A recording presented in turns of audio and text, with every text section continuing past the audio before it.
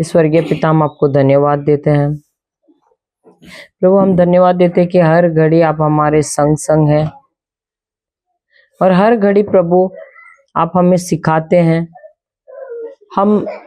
हमें कभी छोड़ते नहीं हैं, परंतु हर घड़ी हमारे संग रहते हैं प्रभु। धन्यवाद देते हैं कि आज भी आपने हमें सुबह से सिखा रहे थे प्रभु। धन्यवाद देते हैं कि जो भी सीख रहे हैं वो हमारे जीवन में लाभ ला रहा है, आशीषें ला रहा है और हमें आध्यात्मिक जीवन में और ऊंचा बढ़ा रहा है प्रभु। धन्यवाद देते हैं कि आज भी जो हम सीख रहे हैं आप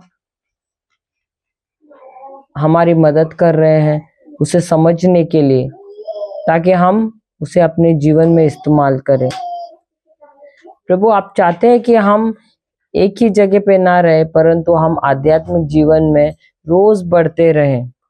और इसीलिए प्रभु आज भी कुछ सिखा रहे हैं ऐसी बातें जो हमें हमारे जीवन में लाभ लाती हैं।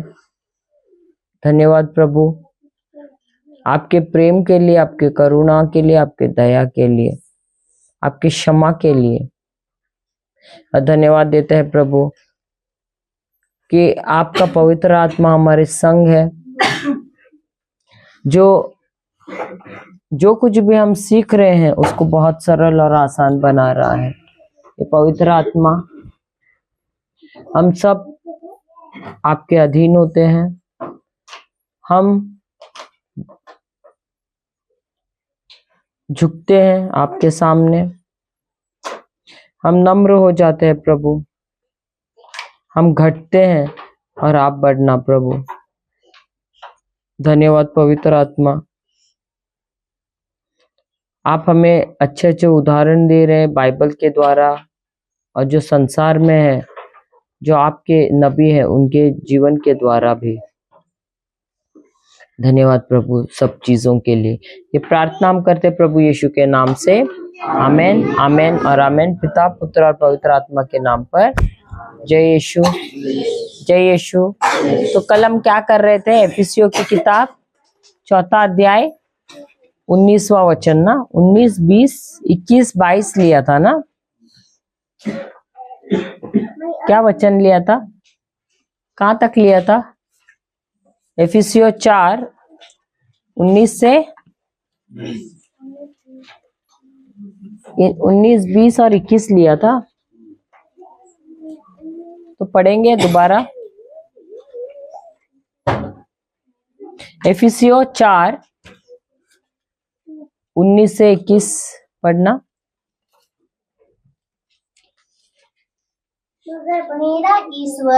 मेरा ईश्वर आप लोगों को ईसा मसीह द्वारा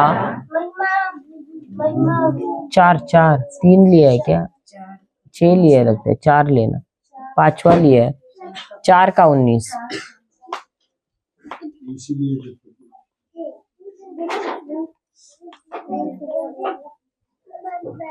इफिसिया आपको मिला ब्रदर? आप पढ़िए।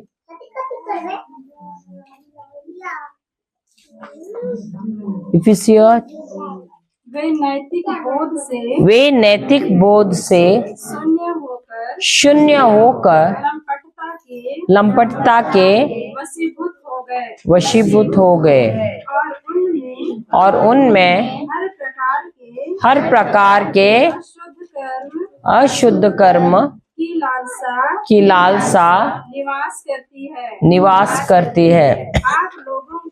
आप लोगों को मसीह से ऐसी शिक्षा नहीं मिली, यदि आप लोगों ने उनके विषय में सुना है और उस सत्य के अनुसार शिक्षा ग्रहण की है जो ईसा मसीह में प्रकट हुई। 21 तक लिया। 22 वाला भी पढ़ लेना। तो तो आप लोगों को अपना पहला आचरण और पुराना स्वभाव त्याग देना चाहिए, क्योंकि वह बहकाने वाली दुर्वासनाओं के कारण बिगड़ता जा रहा है। हालेलुया।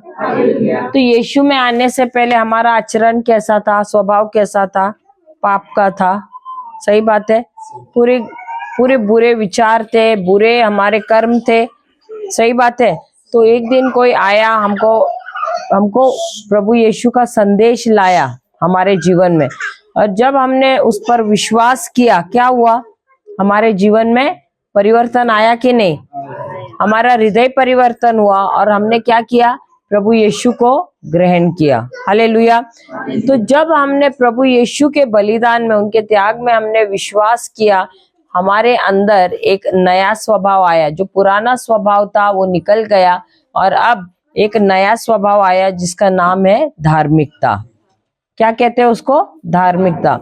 यानी प्रभु यीशु का स्वभाव हमारे अंदर बोया गया है। उसके बाद 23वां वचन, आप लोग पूर्ण रूप से नवीन आध्यात्मिक विचारधारा अपनाए। 23 और एक नवीन स्वभाव धारण करे। अब ये संत पौल हमसे क्या कह रहा है? अगर तुमने अपने मन को नया नहीं किया तो क्या होगा? पुराने में जाना, संभावना है कि पुराने स्वभाव में जाओगे। होगा कि नहीं? हाँ या नहीं? तो ये मन का नवीनकरण कैसे करना है? हम जाते हैं रोमियो की किताब अध्याय 12 वचन 2।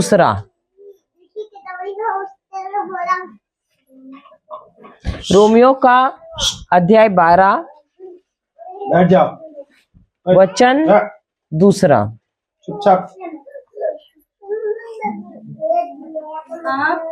आप इस संसार के अनुकूल ना बने, बल्कि सब कुछ नई दृष्टि से देखें। और कोई ये नहीं है, ये थोड़ा सा अलग है। आप इस संसार के सदृश ना बने, ऐसा है कोई किसी का किताब में, बाइबल में।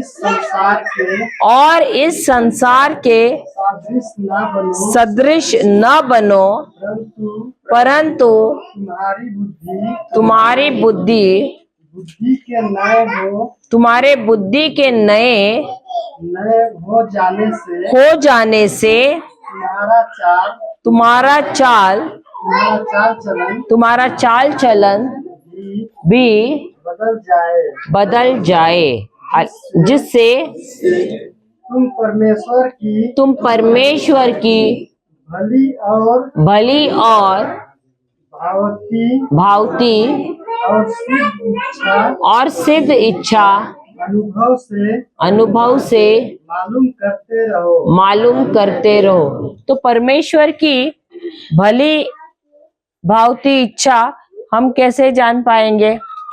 जब हम अपने मन को नया बनाएंगे। अब इस संसार में, यहाँ वचन कहता है तुम इस संसार के अनुकूल या संसार के सदृश ना बनो। हालेलुया। अब संसार के अनुकूल या संसार के सदृश होना का मतलब क्या है? संसार के अनुसार। हाँ, तो उसका अर्थ क्या है? आपने कभी कुछ देखा है? कोई चीज, इडली सबको मालूम है? इडली मालूम है सबको? खाया है कभी? वो इडली बनाने के लिए क्या करते हैं? आटा को क्या करते हैं? बर्तन में ऐसे डाल देते हैं और चूल्हा जलाते हैं क्या? या एक साँचे में डालते हैं उसको? साँचे में डालते, क्योंकि इडली का आकार कैसा होता है? गोल होता है। तो कौन सा साँचा लेके, जो गोल साँचा है उसके अंदर डालते हो। सही बात है। और जब तुम उस साँचे में उस आटे को डालते हो, क्या करते हो? एक बर्तन लेते हो, उसके अंदर पानी डालते हो, एक कुछ तो थाली लगाते हो उसके ऊपर, जिसके ऊपर छेद है उसके ऊपर वो साँचे आप रखते हो, सही बात है। उसको ढकते हो और फिर चूल्हा गर्म करते हो, गैस चालू करते हो, सही बात है। और कुछ देर तक 20 मिनट आधा घंटा आप क्या करते हो, उसको बाफ पे रखते हो, सही बात है। फिर आधे घंटे के बाद जब आप उस बंद करते हो गैस को और वो साँचे को आप निकालते हो, उसके अंदर जो बना हुआ इडली कौन से आकार का आएगा, चौकोन, कौन सा, गोल, सही बात है, गोल आएगा ना। उसी प्रकार यहाँ पर संत पौलुस हमसे कहता है, तुम जैसे वो इडली बनाते हो एक साँचे में जब आटा डालते हो और उसको बाफते हैं, वैसे ही हम क्या है, हम यहाँ इस संसार में हैं, हम इस संसार में हैं। तो ये संसार भी किसके जैसे है, एक साँचे के जैसे।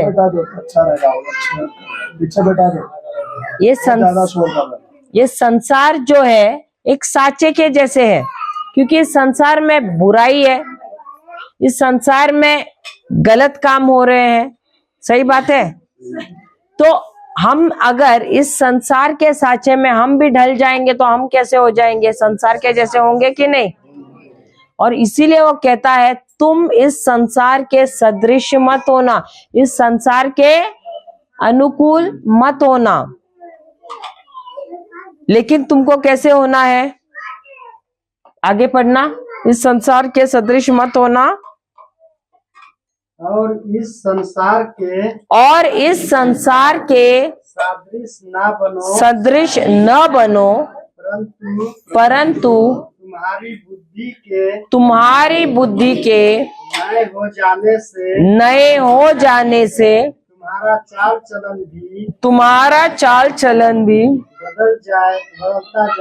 बदलता जाए, जिससे तुम परमेश्वर की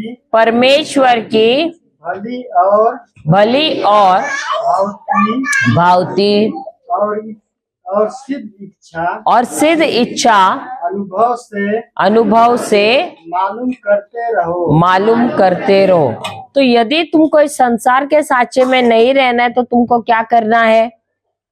अब आप लोगों ने, मैंने तो यहाँ पर तितलियां भी देखी है कि नहीं, आप लोगों ने तितलियां, वो तितली बनने से पहले क्या है, कीड़ा है।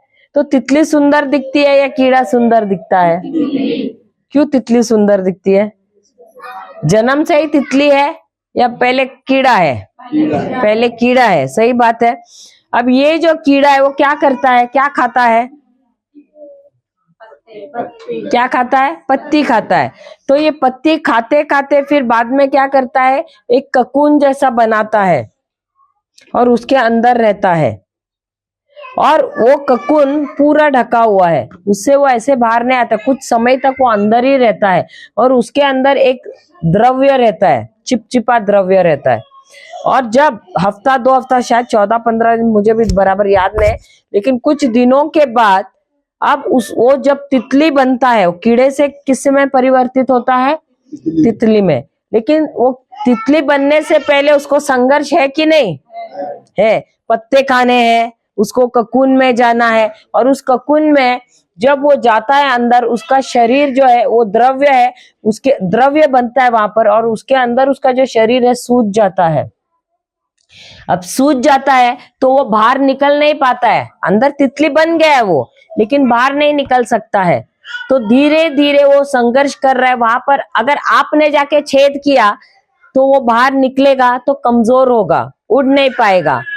तो उसको क्या करना है, वो एक छोटा सा छेद हो जाता है उस ककून पे, वहां से उसको बाहर आना है। वो संघर्ष कर करके और वो द्रव्य जो है उसको अंदर खींच रहा है, लेकिन उसमें से भी वो क्या कर रहा है, क्योंकि वो चिपचिपा द्रव्य है, उसको संघर्ष कर करके वो वहां से, वो छेद में से वो धीरे धीरे करके एक पंख पहले बाहर निकालता है, फिर धीरे धीरे अपना शरीर निकालता है, फिर उसका दूसरा पंख निकालता है और वो बाहर निकलता है और फिर वो उड़ने लगता है। अगर उसने संघर्ष नहीं किया, संघर्ष करते हुए बाहर नहीं निकला, क्या उसके पंख मजबूत हो जाएंगे? नहीं होंगे। तो इसलिए वो संघर्ष करना बहुत जरूरी है। वो संघर्ष करते हुए वो पंख निकालता है, अपने शरीर को निकालता है, दूसरे पंख को निकालता है, और फिर उसके मजबूत हो जाते पंख, और फिर वो ऊंचाई पे उड़ता है। लेकिन उसका जीवन कितने दिन का है? सिर्फ 2 या 3 दिन का होता है। हालेलुया। लेकिन वो जो कीड़ा है वो कितना समय तक है? काफी समय तक कीड़ा है वो। लेकिन वो कीड़ा है, उस समय भी उसको क्या करना पड़ रहा है? उसको पत्ते खाने पड़ रहे हैं। उसी प्रकार हम जो है, जो पुराना स्वभाव था उससे जब हमारा नया स्वभाव हुआ है, हम जब प्रभु यीशु में आए हैं, हमको भी क्या करना है? पत्ते खाने की नहीं, ये पत्ते नहीं, वचन रूपी पत्ते खाने हैं कि नहीं? तो जिस प्रकार वो तितली बनने से पहले जब कीड़ा था वो क्या कर रहा था? पत्ते खा रहा था। अब उसको नया बनना है।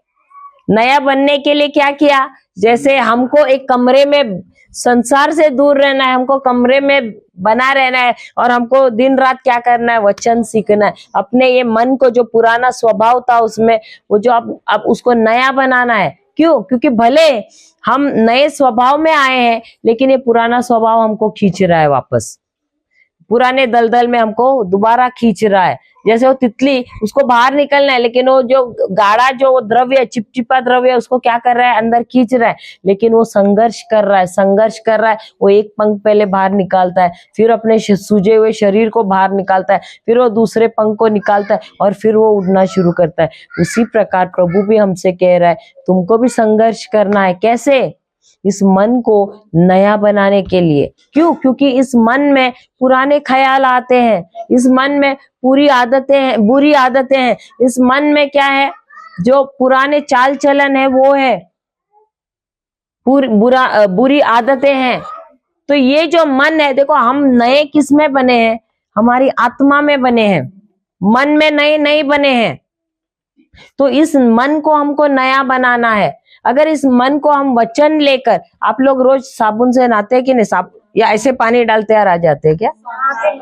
तो अच्छा रगड़ते भी है ना शरीर को साबुन लगाकर। क्यों? क्योंकि मैला है, इसके लिए। सही बात है।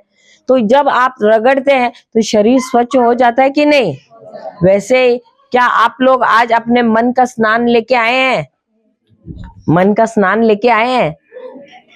कौन से साबुन से धोया? वचन रूपी साबुन लेकर रोज क्या करना है? मन को रगड़ना है। जब तक हम ये नहीं करेंगे, होगा क्या? कुछ नहीं होगा। वापस वो पुराने स्वभाव में जाने में समय लगेगा? नहीं, तुरंत जाएंगे। इसीलिए संत पौलुस हमसे कहता है, अपना ये जो मन है ना, जो पुरानी चाल चलन में है, अब जो शराबी है, अब समझो उसने मन नया नहीं किया, 2 दिन लिया वचन और बोलने लगा, प्रभु यीशु का आत्मा मुझ पे है, प्रभु यीशु ने मुझे अभिषेक किया है, मुझे अपने प्रेम से भरा है, मुझे मुक्त किया। 2 दिन बोला।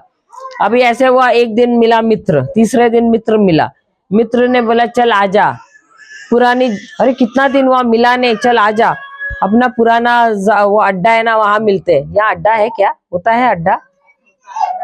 यहाँ भी अड्डा है?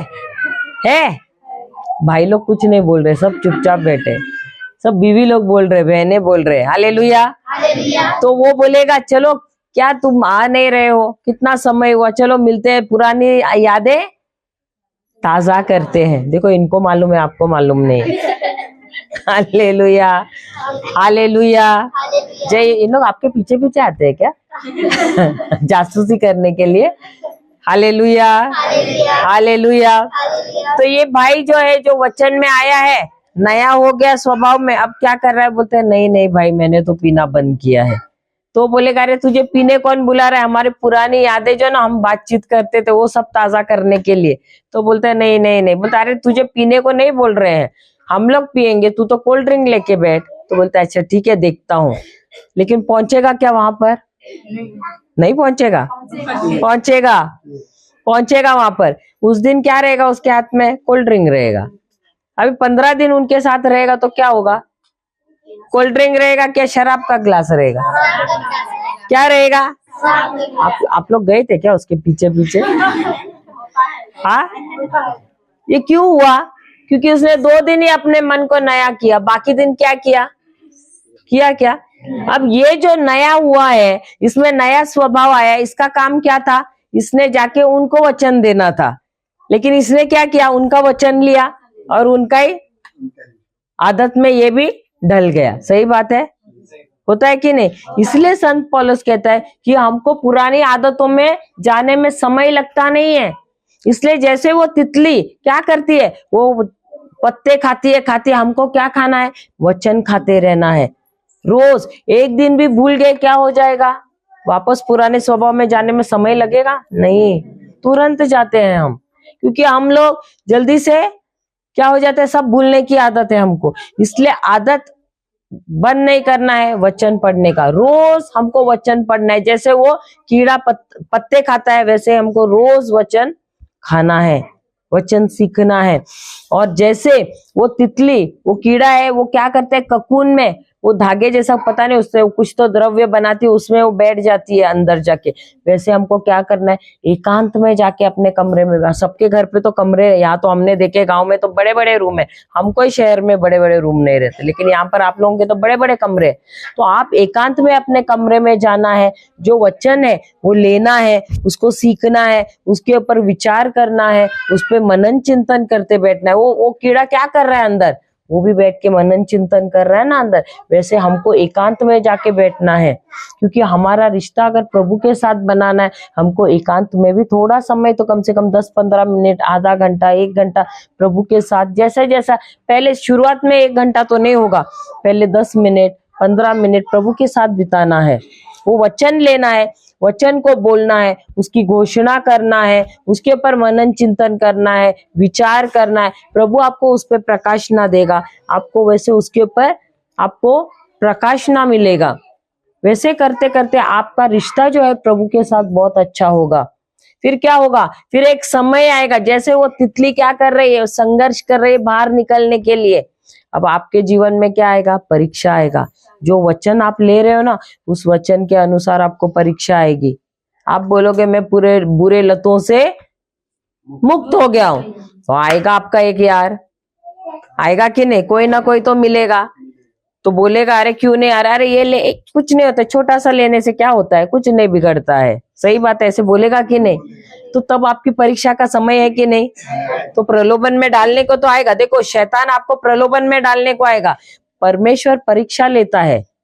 परमेश्वर परीक्षा इसलिए लेता है ताकि आप उस जो प्रलोभन जो इसने लाया है, शैतान ने लाया है, उसमें से आप निकल जाए मजबूत होकर, और आप अगले पड़ाव पे जाए।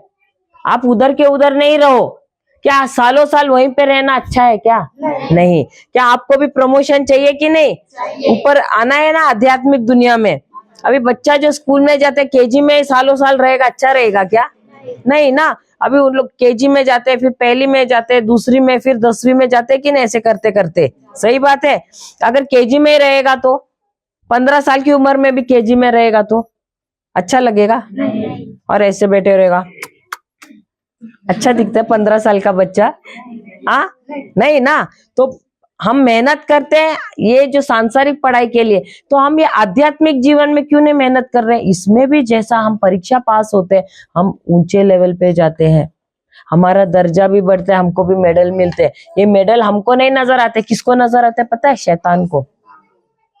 वो दिखता, अरे बाप रे, ये तो बहुत ही ताकतवान है, अभी मुझे कोई और षड्यंत्र, कोई और पैंतरा तो सोचना पड़ेगा इसको हराने के लिए, इसको फंसाने के लिए। अभी मेरा पुराना पैंतरा तो गया काम से, ये तो हर लड़ाई जीत रहा है। क्यों? क्योंकि प्रभु यीशु उसके साथ है, प्रभु का वचन उसके साथ है। तो इसके लिए हमको क्या करना है? मन को नया बनाना बहुत जरूरी है। क्योंकि अगर हम मन को नया बनाते जाते, नया बनाते जाते, क्या होता है, जब भी शैतान आता है प्रलोभन लेकर, वो भी डरता है, क्योंकि उसको क्या दिखाई देता? आपका मेडल दिखाई देता। अरे कितने मेडल लगे हुए हैं। आपने देखा है कभी कोई सैनिक जाता है युद्ध के लिए, और जब जीत के आते हैं, राष्ट्रपति क्या डालता है? उसको मेडल देता है कि नहीं? और इतने सारे मेडल हो जाते, उसको उसके साथ साथ प्रमोशन भी होता है। खाली मेडल नहीं, उसके साथ साथ उसका ओहदा भी बढ़ जाता है कि नहीं? कमांडर बन जाता है, और क्या बन जाता है। वैसा ही आध्यात्मिक जीवन में भी हमारा वैसा ही है, हम भी बढ़ जाते हैं आध्यात्मिक जीवन में। और जितना जितना आपको मेडल मिलता है, पता है, आप उतना उतना प्रभु के करीब हो जाते हैं। और जब आप स्वर्ग में जाएंगे ना, जैसे यहाँ प्रभु है, वहां उनके बाजू में बैठेंगे आप। कौन सा अच्छा है? प्रभु के बाजू में बैठना, या वहां दूर वहां बैठ के अरे प्रभु ऐसे बोलते बैठेंगे क्या आप लोग?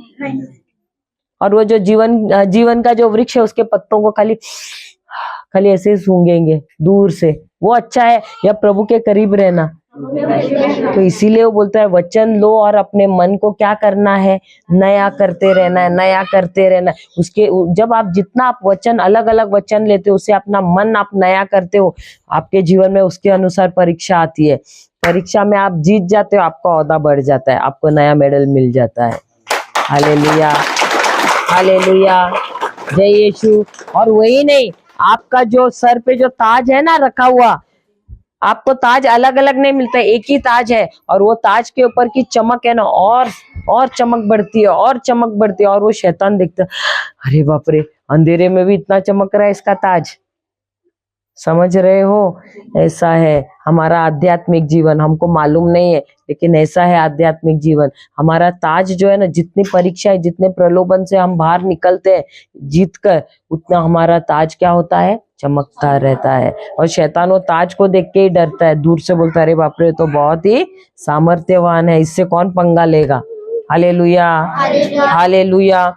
इसीलिए संत पौल हमसे कह रहा है तुम अपने मन को नया करो। कैसे? वचन के द्वारा। ये पुराने जो चाल चलन है उसमें मत बने रहो, उसमें बार बार उसके वो साचे में मत जाओ आप, क्योंकि अगर उस साचे में जाओगे क्या होगा, अगर वैसे लोग हैं जो पुराने स्वभाव में, उनके साथ आप उठना बैठना करोगे, आप भी वैसे ही बने रहोगे, फिर आपके जीवन में कुछ परिवर्तन नहीं होगा।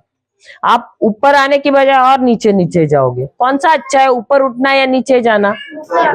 तो ऊपर उठना है कि नहीं आध्यात्मिक जीवन में, और प्रभु के करीब बैठना है कि नहीं, और भी उनके साथ और रिश्ता करीब चाहिए कि नहीं? तो क्या करना है, अपने इस मन को वचन लेकर नया बनाते जाना है। हालेलुया, हालेलुया, जय यीशु। और जब आप वैसे करोगे तब आप हर घड़ी जानोगे प्रभु की इच्छा क्या है, आपके जीवन के संबंध में क्या है। तो आप भटकोगे क्या कभी भी? आप कभी भी नहीं भटकोगे, ना आप भटकोगे ना आपकी पूरी पीढ़ी भटकेगी। ये क्यों हो रहा है? क्योंकि आप खुद वचन नहीं ले रहे, तो बच्चे आएंगे क्या वचन में? नहीं आएंगे। अभी आप देख रहे 2 दिन से जैसे दहाड़ रहे हैं, ना सिर्फ आप मुक्त हो रहे, आपके बच्चे भी मुक्त हो रहे हैं। क्यों? क्योंकि हमारे जो पूर्वज थे उन्होंने क्या किया है, उन्होंने गलत काम किया है। उनके पास वचन नहीं था, पढ़े लिखे नहीं थे, अनपढ़ थे, तो क्या कर रहे थे, जाके प्राकृतिक पूजा कर रहे थे, तंत्र मंत्र के उसमें उलझे हुए थे, डॉक्टर के पास नहीं जा रहे थे, वो आसानी इलाज कर रहे थे, तंत्र मंत्र जहाँ हो रहा है, जादू टोना हो रहा है, वहां जा रहे थे। सही बात है। और अब ये क्या हुआ है, ये हमारे संतान पे आया है ये सब। तो अभी क्या हो रहा है, अभी सबका क्या हो रहा है, शुद्धिकरण हो रहा है, सबकी मुक्ति हो रही है। आप लोग क्यों अभी जब आप दहाड़ रहे हो, क्या हो रहा है, प्रभु आप ही का आवाज ले रहा है और आपको शुद्ध कर रहा है। जो आपके पूर्वजों ने जो गलत कार्य किया था, उसकी वजह से उन्होंने आत्माओं को, जो दुष्ट आत्माएं हैं, उनको अपने जीवन में बुलाया था, और इसकी वजह से आप जो भी चीज को हाथ लगा रहे हो उसमें आपको सफलता ही नहीं मिल रही है। हमको प्रभु ने बनाया है ताकि हम जो भी चीज को हाथ लगाए वो सोना होना चाहिए, उसमें हमको सफलता मिलनी चाहिए, लेकिन हमको सफल क्यों नहीं हम हो रहे हैं? क्योंकि हमारे जो पूर्वज है वो गलत काम कर रहे थे, और उसका श्राप इसलिए हमारे ऊपर आया था। और वो दुष्ट आत्मा जो वो श्राप का था, वो हमारे जीवन में आके हमको नाश कर रहा था, ना सिर्फ हमको, हमारे बच्चों को भी नाश कर रहा था। लेकिन अभी जब हमने रहस्य को सीखा है कि हम जब दहाड़ते हैं, ना सिर्फ हमारे सारी पीढ़ी की क्या हो रही है, मुक्ति हो रही है, उनका शुद्धिकरण हो रहा है। Hallelujah, hallelujah. तो खास रहे, खांसने से बाहर निकल रहा है, रोने से बाहर निकल रहा है, उल्टी करने से बाहर निकल रहा है। लेकिन अभी इसके बाद हमको क्या करना है, हमारे मन को नया करना है। कैसे? वचन के द्वारा। परिवार साथ में बैठना है, वचन की घोषणा करना है, अन्य भाषा में जाना है, बाइबल को पढ़ना है सब। और अपना समाज है, सिर्फ अपने परिवार तक नहीं, अपना सारा समाज को साथ में लेना है। हम साथ में कम से कम, चलो रोज नहीं मिल रहे, कम से कम 2-3 दिन में एक बार मिलो, हफ्ते में एक बार मिलो, सब मिलके साथ में दहाड़ो। पूरा आप देखोगे, यहाँ आपका चरगढ़ है, वहां पर कितना परिवर्तन होगा। ना सिर्फ चरगढ़ में, पूरे छत्तीसगढ़ में होगा, ना सिर्फ छत्तीसगढ़ में, पूरे देश में होगा। एक जो है, एक व्यक्ति है, 1000 को ले सकता है। वचन कहता है एक व्यक्ति कितनों को लेता है, 1000 को, और 2 व्यक्ति 10,000, 3 1 लाख को। आप में तो आप लोग इतने सारे हैं, जब आप सब मिलके दहाड़ेंगे, जो यहाँ पर अन्याय हो रहा है, भ्रष्टाचार हो रहा है ना अपने देश में और विदेश में, क्या होगा? आप ये जो लोग हैं ना, आप लोग जब मिलके दहाड़ोगे, क्या होगा? सब खत्म। जो भी दुष्ट आत्मा है ना, उसका पूरा खात्मा होगा। हमको अभी बैठ के देखो, डरने के दिन गए हैं, डरने के दिन गए हैं। अभी क्रांति का समय आया है। हम कौन है? हम परमेश्वर के राज्य में सैनिक हैं। यीशु हमारा कौन है? वो सेनापति है, वो राजा है, और हम कौन है? उसके सैनिक हैं। ईश्वर जो है हमारा कौन है? राजा है। यीशु सेनापति है, योद्धा है। हम कौन है? उसके सैनिक हैं। तो हमको क्या करना है? हमको तो सिर्फ उनको आवाज देना। वो तो हर घड़ी तैयार है, हमको तो सिर्फ आवाज देना है। हमको नहीं लड़ना है, वो लड़ रहे हैं। लेकिन ये कब होगा? जब तक हम अपने मन को नया नहीं करेंगे। वापस हमको पुराना आदमी बनने में, पुराने स्वभाव में जाने में समय लगेगा क्या? नहीं लगेगा, हम उसमें ही जाएंगे। इसीलिए संत पौल कह रहे हैं, अपने मन को नया बनाओ। कैसे? वचन का साबुन लो, उसकी घोषणा करो, उसके बारे में कल्पना करो, उसके बारे में सोचो, उसके ऊपर मनन चिंतन करो। ऐसे करते करते तुम्हारा प्रभु के साथ रिश्ता इतना करीब होगा। और एक बात बहुत अच्छा है, जब आप दहाड़ते हो ना, जितना आप दहाड़ते हो, आपका प्रभु के साथ रिश्ता बहुत अच्छा होता है। आप इतने संवेदनशील होते हैं ना, आपको प्रभु क्या कह रहे वो आवाज भी सुनाई देने लगती है। आपको प्रभु की आवाज सुननी है कि नहीं? सुननी है ना। तो जितना आप दहाड़ोगे ना, आप देखोगे आपका रिश्ता इतना करीब का होगा प्रभु के साथ, बहुत ही करीब का रिश्ता होगा। हालेलुया। और एक प्रेम का रिश्ता होगा। एक प्रेमी, एक पिता और एक बच्चा कैसा है? एक प्रेमी एक प्रेमिका कैसे है? वैसा रिश्ता होगा। हालेलुया। आप इतना जो प्रभु बोल रहे ना, भले भले धीमी आवाज में बोल रहे, लेकिन वो आवाज, भले आप भीड़ में, लेकिन वो आवाज भी आपको सुनाई देगी प्रभु की। चाहिए कि नहीं? इसलिए दहाड़ना रोज बहुत जरूरी है। Hallelujah, hallelujah. अब तक शैतान क्या कर रहा था? आप पे अत्याचार कर रहा था, आप ही के लोगों को आपके खिलाफ इस्तेमाल कर रहा था, आप लोगों के बीच में दुश्मनी ला रहा था, लड़ाई ला रहा था, गुस्सा ला रहा था, जलन ला रहा था, अक्षमा ला रहा था। और हम क्या कर रहे थे? आपस में ही लड़ रहे थे। लेकिन ये नहीं सोच रहे थे कि इसके पीछे कौन है। सही बात है। अब तक सोच रहे थे क्या? हम लोग क्या कर रहे थे? आपस में ही लड़ रहे थे कि नहीं? अब ये इसके साथ लड़ेगी, थोड़ा इसने धक्का मारा है, तूने ऐसे क्यों किया मुझे, तो लड़ाई होगी कि नहीं? क्योंकि दिख कौन रहा है? ये दिख रही है। सही बात है। फिर ले इनका शुरू, या तो मुंह से होगा वार, या तो लड़ाई। सही बात है। तो ऐसा कितने सालों से हम पे अत्याचार कर रहा है शैतान। हो रहा है कि नहीं हमारे जीवन में? और फिर हम एक दूसरे का मुंह भी नहीं देख रहे हैं। लेकिन अभी समय आया है, क्योंकि अभी हमको ज्ञान मिला है। प्रभु ने हमको ज्ञान दिया है, हमको ये समझ दी है कि ये व्यक्ति मेरा दुश्मन नहीं है, ये मेरा शत्रु नहीं है। इसके पीछे किसका हाथ है? शैतान का हाथ है। तो अभी समय आया है, हमको क्या करना है? आवाज देना है। और बदला कौन लेगा? परमेश्वर लेगा। क्योंकि परमेश्वर कहता है कि बदला कौन लेगा? मैं लूंगा, क्योंकि मैं हूं जो बदला लेने वाला हूं। तुमको बदला नहीं लेना है, बदला लेने का काम मेरा है। तुमको सिर्फ क्या करना है? तुमको आवाज देना है। और यीशु ने हमको क्रूस पर विजय दिया है, उन्होंने क्रूस पे हमको विजय दिया है। तो इसलिए हम नहीं लड़ रहे हैं, हम सिर्फ आवाज दे रहे हैं। ये विजय कहाँ पर है? ये आध्यात्मिक दुनिया में है। तो उस दुनिया से इस दुनिया में अगर लाना है उस विजय को, तो हमको क्या करना है? हमारी आवाज देनी है। और अब जब आवाज दे रहे हैं ना, पूरे गुस्से से देना है। क्यों? क्योंकि इतने सालों से वो हम पे अत्याचार कर रहा था। अभी हम क्या कर रहे हैं? हम गुस्से से वो आवाज निकाल रहे हैं। और जब हम आवाज निकाल रहे हैं, क्यों? क्योंकि वो शैतान इतना साल हम पे राज कर रहा था, हमारा फायदा उठाया था उसने। जो आशीष हमारे थे वो उसने चोरी किए थे, जो चंगाई हमारी थी वो चोरी करके लेके गया था। सही बात है। जो हमारा आशीष था उसको उसने क्या किया? उसके बदले हमारे जीवन में श्राप लाया। सही बात है। बीमारी लाई, धोखा लाया। सही बात है। बंधन लाए, और इसके वजह गरीबी लाई, है ना, कंगाली लाई। जो कुछ ये हम हाथ लगा रहे उसमें हमको क्या हो रहा है? असफलता। ये सारी चीजें उन्होंने हमारे जीवन में लाई। अभी समय आया है कि हम गुस्से में आए, और ये कौन सा है? पवित्र गुस्सा है। और ये गुस्से से जब हम दहाड़ रहे हैं, जब हम आवाज निकाल रहे हैं, क्या हो रहा है? परमेश्वर उस आवाज को ले रहा है और उसके राज्य का पूरा खात्मा कर रहा है। हालेलुया, हालेलुया, जय यीशु। देखो, कल भी हमने सीखा परमेश्वर ने हमको बनाया कैसे, अपने ही प्रतिरूप में बनाया था। जब शुरुआत में, जब प्रारंभ में जब मनुष्य को बनाया था, उन्होंने हमको उनके ही प्रतिरूप में बनाया, उनके सदृश्य में बनाया।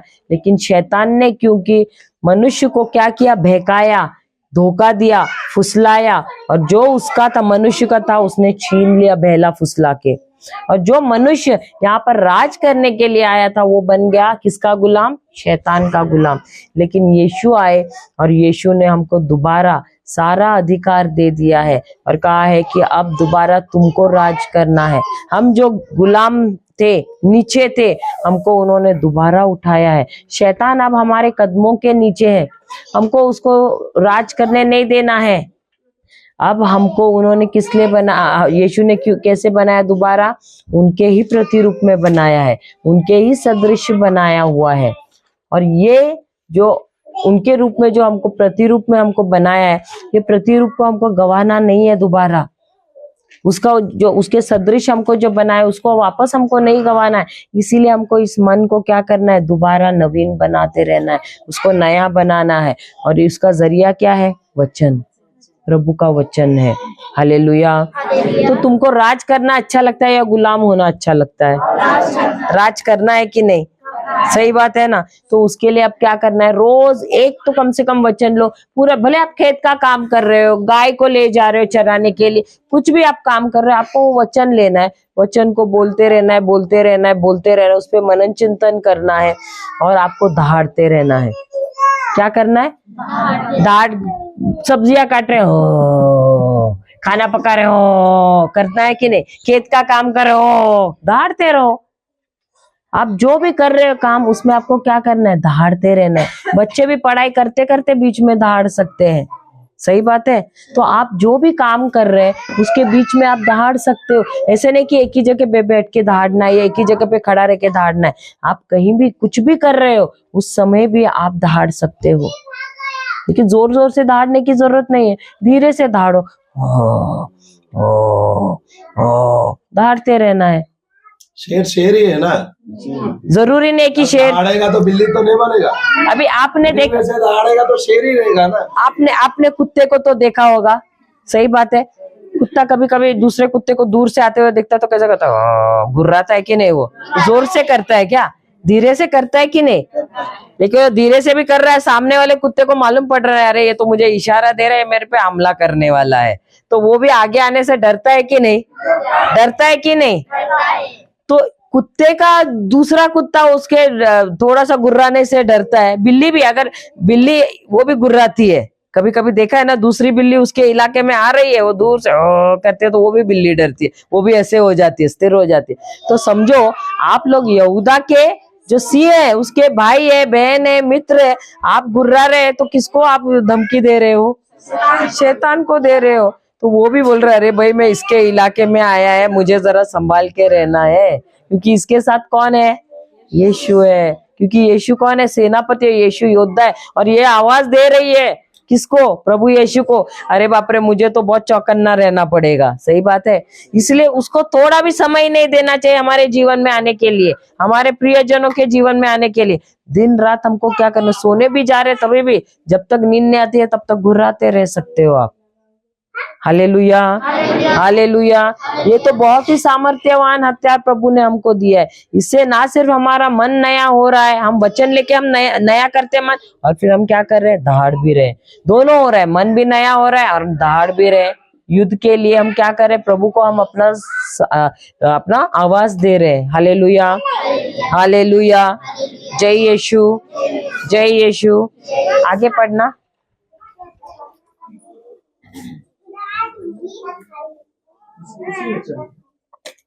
24वां था क्या, 23वां हो गया ना, 24वां एफिसियो 4 का 24, इफिसियो 4 का 23 पढ़ा था ना। और एक नवीन स्वभाव धारण करें, जिसकी सृष्टि ईश्वर के अनुसार ही है और जो धार्मिकता तथा सच्ची पवित्रता में व्यक्त होता है। तो हमको क्या प्रभु ने अपनी धार्मिकता दी है? कितना पैसा खर्चा किया आपने? रुपये खर्च किए? क्या प्रभु ने मुफ्त में अपना स्वभाव हमें दिया है? धार्मिकता है प्रभु यीशु का स्वभाव। क्या प्रभु यीशु ने अपना स्वभाव हमें मुफ्त में दिया है या आपने कितने लाखों में रुपए दिए? क्या करोड़ों में रुपए दिए? क्या मुफ्त में मिला है। और इसी स्वभाव के द्वारा हम राज कर सकते इस संसार में। Hallelujah, hallelujah. और उन्होंने हमको पवित्रता में जीने के लिए कहा है। पवित्रता क्या है? पवित्रता क्या है? जैसे आप जीवन जीते हो, एक जीवन की शैली है जिसमें आपको मेहनत नहीं करनी पड़ रही है। अभी पवित्रता कैसे आता है मैं बताती हूँ। पवित्रता फल है। पवित्रता क्या है? फल है। अभी धार्मिकता क्या है? जैसे कि एक पेड़, एक जंगली वृक्ष है, अब उसमें फल नहीं आ रहे, बराबर खराब फल आ रहे, तो आपके पास और एक पेड़ है वैसा ही, लेकिन उसमें बहुत अच्छा फल आ रहा है। एक पेड़ है जिसमें बराबर फल नहीं आ रहा है और खराब हो रहे हैं उसके फल, या छोटे छोटे फल आ रहे हैं। दूसरा पेड़ है उसमें बहुत बेहतरीन फल आ रहे हैं और बड़े बड़े आ रहे हैं। तो आप क्या करोगे? इसकी जो डाली है, जो अच्छा बेहतरीन फल दे रहा है, उसकी डाली आप काटोगे और उसको, ये जो पेड़ है जो फल नहीं दे रहा है अच्छा, क्या करोगे? उसको आप लगाओगे और उसको बांधोगे। सही बात है? सही बात है कि नहीं? अरे कोई जवाब ही नहीं दे रहा है। सही बात है। हाँ या नहीं? आप इनको मालूम नहीं कलम के बारे में? कलम करते हैं कि नहीं पेड़? तो ये पेड़ की डाली जो है काट के इस पेड़ में लगाते हैं और बांध देते हैं। सही बात है? गलत। उसको छिलते हैं कि नहीं? ऐसे बांधो तो चिपकेगा क्या उसके साथ? नहीं। इसलिए ये पेड़ को क्या कहते हैं? हल्का सा छिलते हैं, फिर इसकी टहनी है इसको बांधते हैं, थोड़ा सा में नमी भी करते हैं ना, और उसको बांधते हैं कस के। कितने दिन तक उसको कस के बांधते हैं? कुछ मेरे ख्याल से 30-45 दिन बांधते हैं। उसके बाद आप देखोगे ये जो टहनी लगाई ना उसके साथ एक हो जाती है। होती है कि नहीं? उसके साथ एक हो जाती है। क्या होती है? एक हो जाती है। अब जब एक हो गई है, क्या ये पेड़ में से जो भी कुछ है, पोषण, पानी, सब अच्छाई जाती है कि नहीं इस टहनी में? क्यों? क्योंकि वो एक हो गया है उसके साथ। सही बात है? वैसे ही हम जब यीशु में नहीं थे, हम उनको पहचानते नहीं थे, तब प्रभु यीशु ने क्या किया? उस समय हमारे लिए उन्होंने जान दे दी। और जब हम उसके उस कार्यों में विश्वास करते हैं कि उन्होंने हमारे लिए मेरी जगह उस क्रूस पर ली, मेरे पाप लिए, मेरे श्राप लिए, मेरे बंधन लिए, मेरी गरीबी ली, ये सारी चीजें उन्होंने ले ली और उन्होंने मुझे मुक्ति दे दी। जब इसमें मैं विश्वास करती हूँ कि वो मेरे लिए मर गए, उनको दफनाया गया और तीसरे दिन पिता परमेश्वर ने पवित्र आत्मा के द्वारा पुनः उनको जीवित किया, अब वो स्वर्गीय स्थानों में है। जब इसमें मैं विश्वास करती हूँ, मेरा क्या हो जाता है? उनके साथ कलम हो जाता है। Hallelujah, hallelujah. अब प्रभु यीशु के अंदर जो अच्छाई है वो कहाँ आती है? मेरे अंदर आती है। उनका जो स्वभाव है कहाँ, किस में जाता है? मेरे अंदर। जैसे वो पेड़ में का जो पोषण है, पानी है, सब कुछ है, वो किस में जाता है? रस है, वो उस डाली में जाता है कि नहीं? उस डाली को मेहनत करनी पड़ रही है क्या? आसानी से जा रहा है ना, क्योंकि जड़ के द्वारा जो भी कुछ है वो उस डाली में, पूरे पेड़ में जाता है, तो ये डाली में भी चला जाता है। वैसे जब मैं प्रभु यीशु के साथ जुड़ जाती हूँ ना, जो कुछ भी अच्छाई प्रभु यीशु में पवित्रता है, वो पवित्रता भी मेरे अंदर आ जाती है, उनका स्वभाव मेरे अंदर आ जाता है। Hallelujah, hallelujah. तो क्या मुझे मेहनत करनी पड़ रही है? नहीं। जो उनका स्वभाव, जब मैं उनके साथ जुड़ जाती हूँ, उनके वचनों के द्वारा, विश्वास के द्वारा, तो जो कुछ उनका है मेरे अंदर आ जाता है। मुझे मेहनत नहीं करनी पड़ रही। क्यों? क्योंकि अब मैं उनके अंदर हूँ और वो मेरे अंदर हैं। समझ रहे हैं? अब वो मेरे अंदर है और मैं उनके अंदर हूँ। इसीलिए वो कहते हैं मैं ही सच्ची दाखलता हूँ और तुम मेरी डालियां हो। अब समझ में आया? तो वो डाली को मेहनत करनी पड़ रही है क्या? फल कहाँ पर आता है? डाली पे ही आता है कि नहीं? सही बात है ना? तो ये पवित्रता का फल आता है कि नहीं हमारे अंदर? हमको कोशिश करनी पड़ती है क्या? नहीं। तो हमको खाली काम क्या करना है? अपने इस मन को नया करना है दिन रात। जैसे आप इस मन को नया करोगे, फल अपने आप उत्पन्न हो जाएंगे। आप अपने आप ही पवित्रता में चलोगे। अगर कोई बुरा बात बोल रहा है ना, आप उसको बोलेंगे नहीं, मुझे नहीं सुनना है। कोई आके अपने सास के बारे में, इसके उसके बारे में बुरा बात कर रहा है, नहीं नहीं मुझे दिलचस्पी नहीं है, मैं कोई कूड़ादान नहीं हूँ, मैं क्या कचरा डब्बा नजर आ रही हूँ क्या? नहीं, मुझे नहीं सुनना है। अगर प्रभु के बारे में बात करना है तो आ जाओ, नहीं तो फिर सॉरी, कृपा करके मेरे साथ ये बात मत करो। क्यों? क्योंकि अब आप पवित्र हो गए हो। ये पवित्रता तुम्हारी मेहनत से हुई है क्या? अब इतने सालों से हम खुद कोशिश कर रहे थे ना, मेहनत कर रहे थे, मुझे पवित्र जीना है, पवित्र जीना है, और बार बार नीचे गिर रहे थे। सही बात है। लेकिन अब जब मैं प्रभु यीशु के साथ जुड़ गई हूँ, वो मेरे अंदर है, मैं उसके अंदर हूँ, मुझे कोशिश करनी पड़ रही है क्या? नहीं। क्यों? क्योंकि अब वो मेरा स्वभाव हो गया है। अब अच्छाई मेरा स्वभाव है, पवित्रता मेरा स्वभाव है, अच्छे काम जाके करना वो मेरा स्वभाव हो गया है।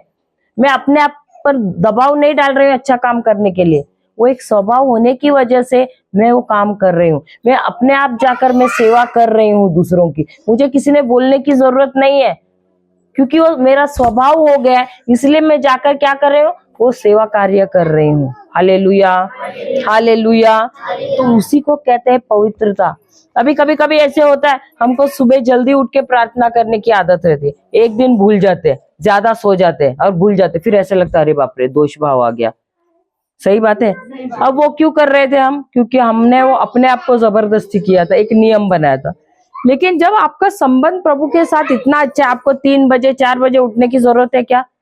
जो नियम बनाने की जरूरत है क्या?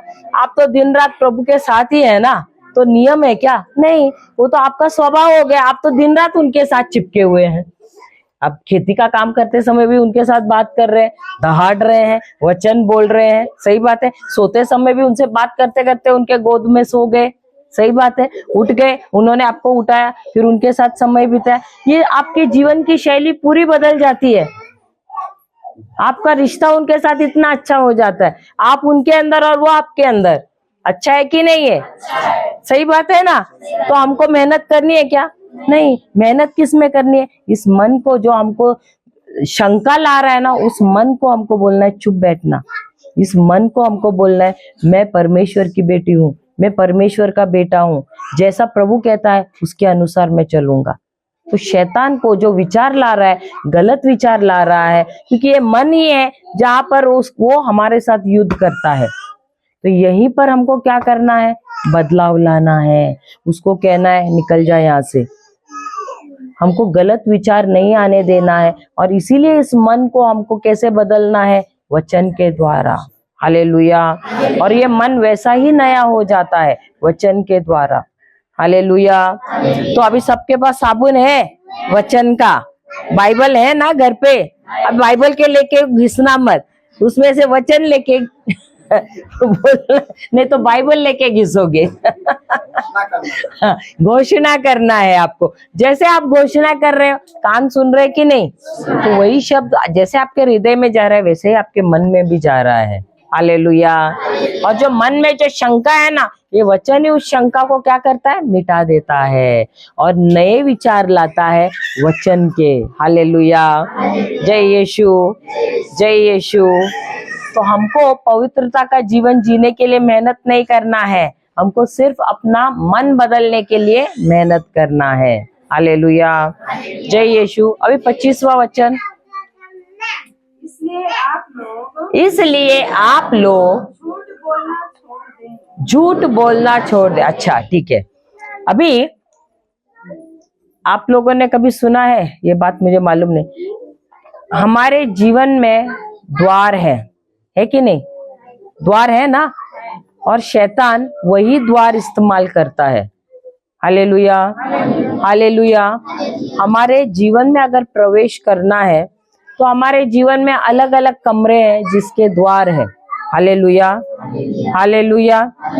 और जब जब हम ये द्वार खोलते हैं देखो, द्वार शैतान नहीं खोल सकता है या कोई और खोल नहीं सकता है, ये द्वार हम खुद खोलते हैं, हम खुद खोलते हैं। सही बात है। अभी मुझे मालूम नहीं यहाँ पर आप लोग किराए पे देते हैं कि नहीं कमरे, लेकिन आपने सुना होगा शायद अंबिकापुर में भी अगर किसी को जाके रहना है, कमरा नहीं मिल रहा है, ऐसे किसी रिश्तेदार का घर नहीं है या कुछ नहीं, तो आप लोग क्या करते, किराए पे कमरे लेते हो कि नहीं लेते हो? सही बात है। अगर किसी को लिया तो एक कमरा दिया तो वो दूसरे कमरे में प्रवेश नहीं कर सकता, उसको वही कमरे में जाना है। अभी हमने क्या किया है हमारे जीवन में, शैतान हमारे जीवन के अलग अलग क्षेत्र हैं, अलग अलग कमरे हैं। जैसे हमारे शरीर में अलग अलग अंग है कि नहीं, अलग अलग अंग है। सही बात है। और बीमारी अलग अलग अंग में बीमारी भी हो जाती है कि नहीं, कभी सर दर्द, कभी कमर दर्द, कभी फेफड़े में कुछ बीमारी, कभी हृदय का रोग, ऐसा कुछ ना कुछ होता है। तो उसके लिए भी अलग अलग, कभी गुस्सा आता है, अभी हमारे अंदर अक्षमा है तो अक्षमा होने से हमारे घुटनों में दर्द आ जाता है। सही बात है।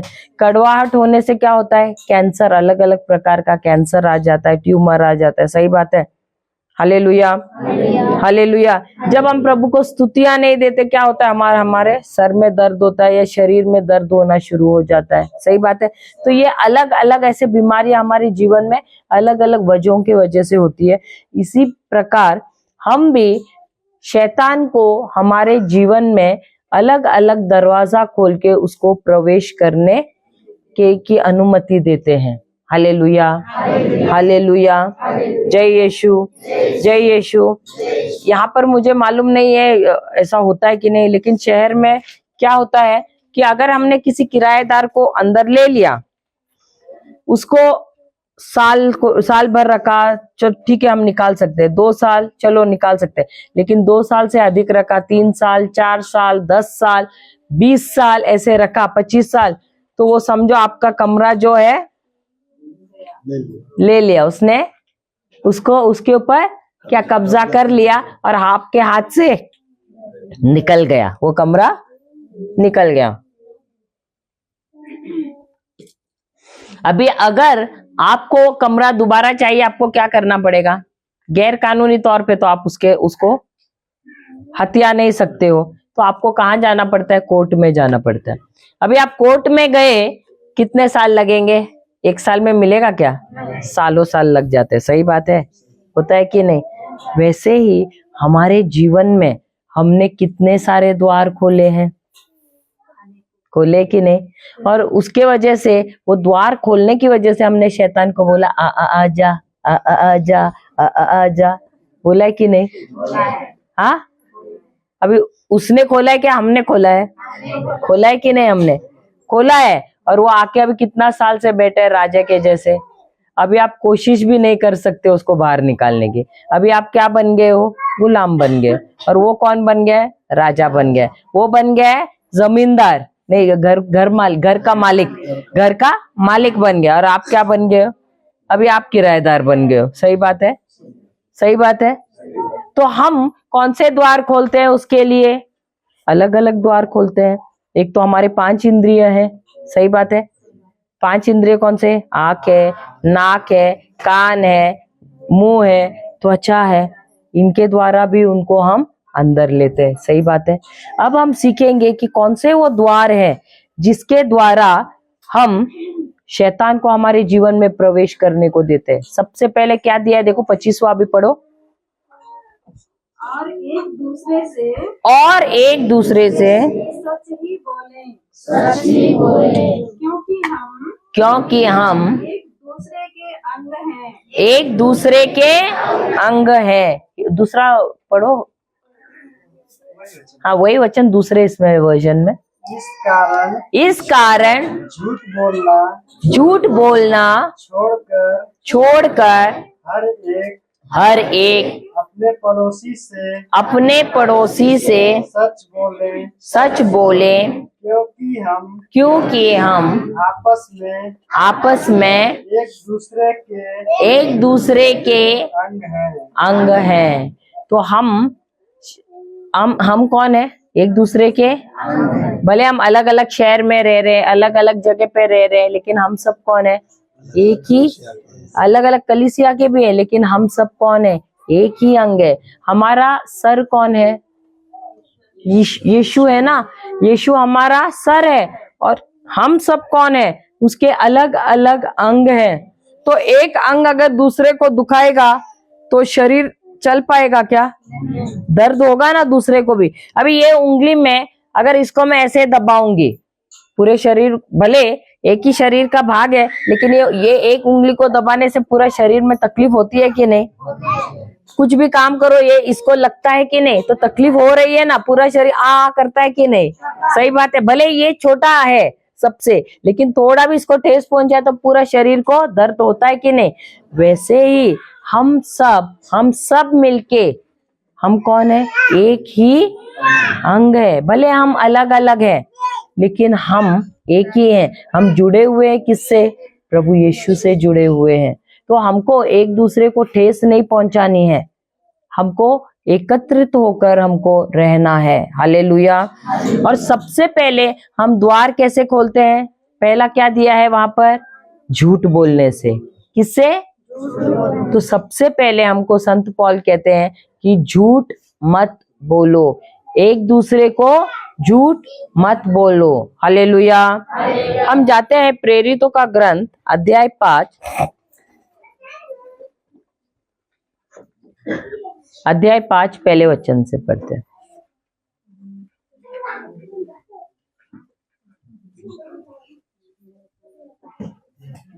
अध्याय 5, प्रेरितों का ग्रंथ अध्याय 5 वचन पहला। अनानियस नामक व्यक्ति ने अपनी पत्नी सफीरा के साथ परामर्श करने के बाद एक खेत बेच दिया। उसने अपनी पत्नी के जानते उसकी कीमत का एक अंश अपने पास रखा और दूसरा अंश लाकर प्रेरितों के चरणों में रख दिया। इस पर पेतरुस ने कहा, अनानियस, शैतान ने क्यों तुम्हारे हृदय पर इस प्रकार अधिकार कर लिया है कि तुम पवित्र आत्मा से झूठ बोलकर खेत की कीमत का कुछ अंश दबा ले रहे हो। बेचे जाने से पहले क्या वह खेत तुम्हारा अपना नहीं था? और इसके बाद भी क्या इसकी कीमत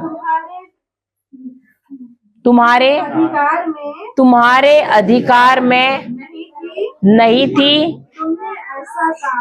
तुमने ऐसा काम करने का विचार अपने हृदय में क्यों पाला?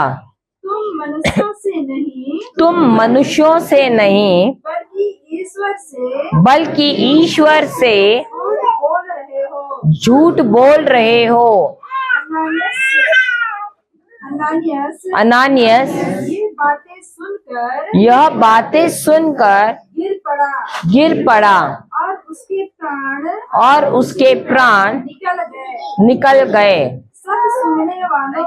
सब सुनने वालों पर बड़ा भय छा गया। कुछ नवयुवकों ने उठकर उसे कफन में लपेटा और बाहर ले जाकर दफना दिया। हाँ, आगे। लगभग 3 घंटे बाद उसकी पत्नी भीतर आई। वह इस घटना के बारे में वह इस घटना के बारे में कुछ नहीं जानती थी। कुछ नहीं जानती थी। पेतरुस ने उससे यह प्रश्न किया, मुझे बताओ क्या तुमने वह खेत इतने में ही बेचा था? इतने में ही बेचा था? उसने उत्तर दिया, जी हाँ, जी हाँ, इतने में ही। इतने में ही। इस पर पेतरुस ने उससे कहा, तुम दोनों पवित्र आत्मा की परीक्षा के लिए क्यों सहमत हुए? सुनो, जो लोग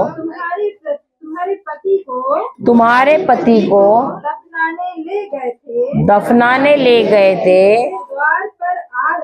वे द्वार पर आ रहे हैं और अब तुमको भी ले जाएंगे।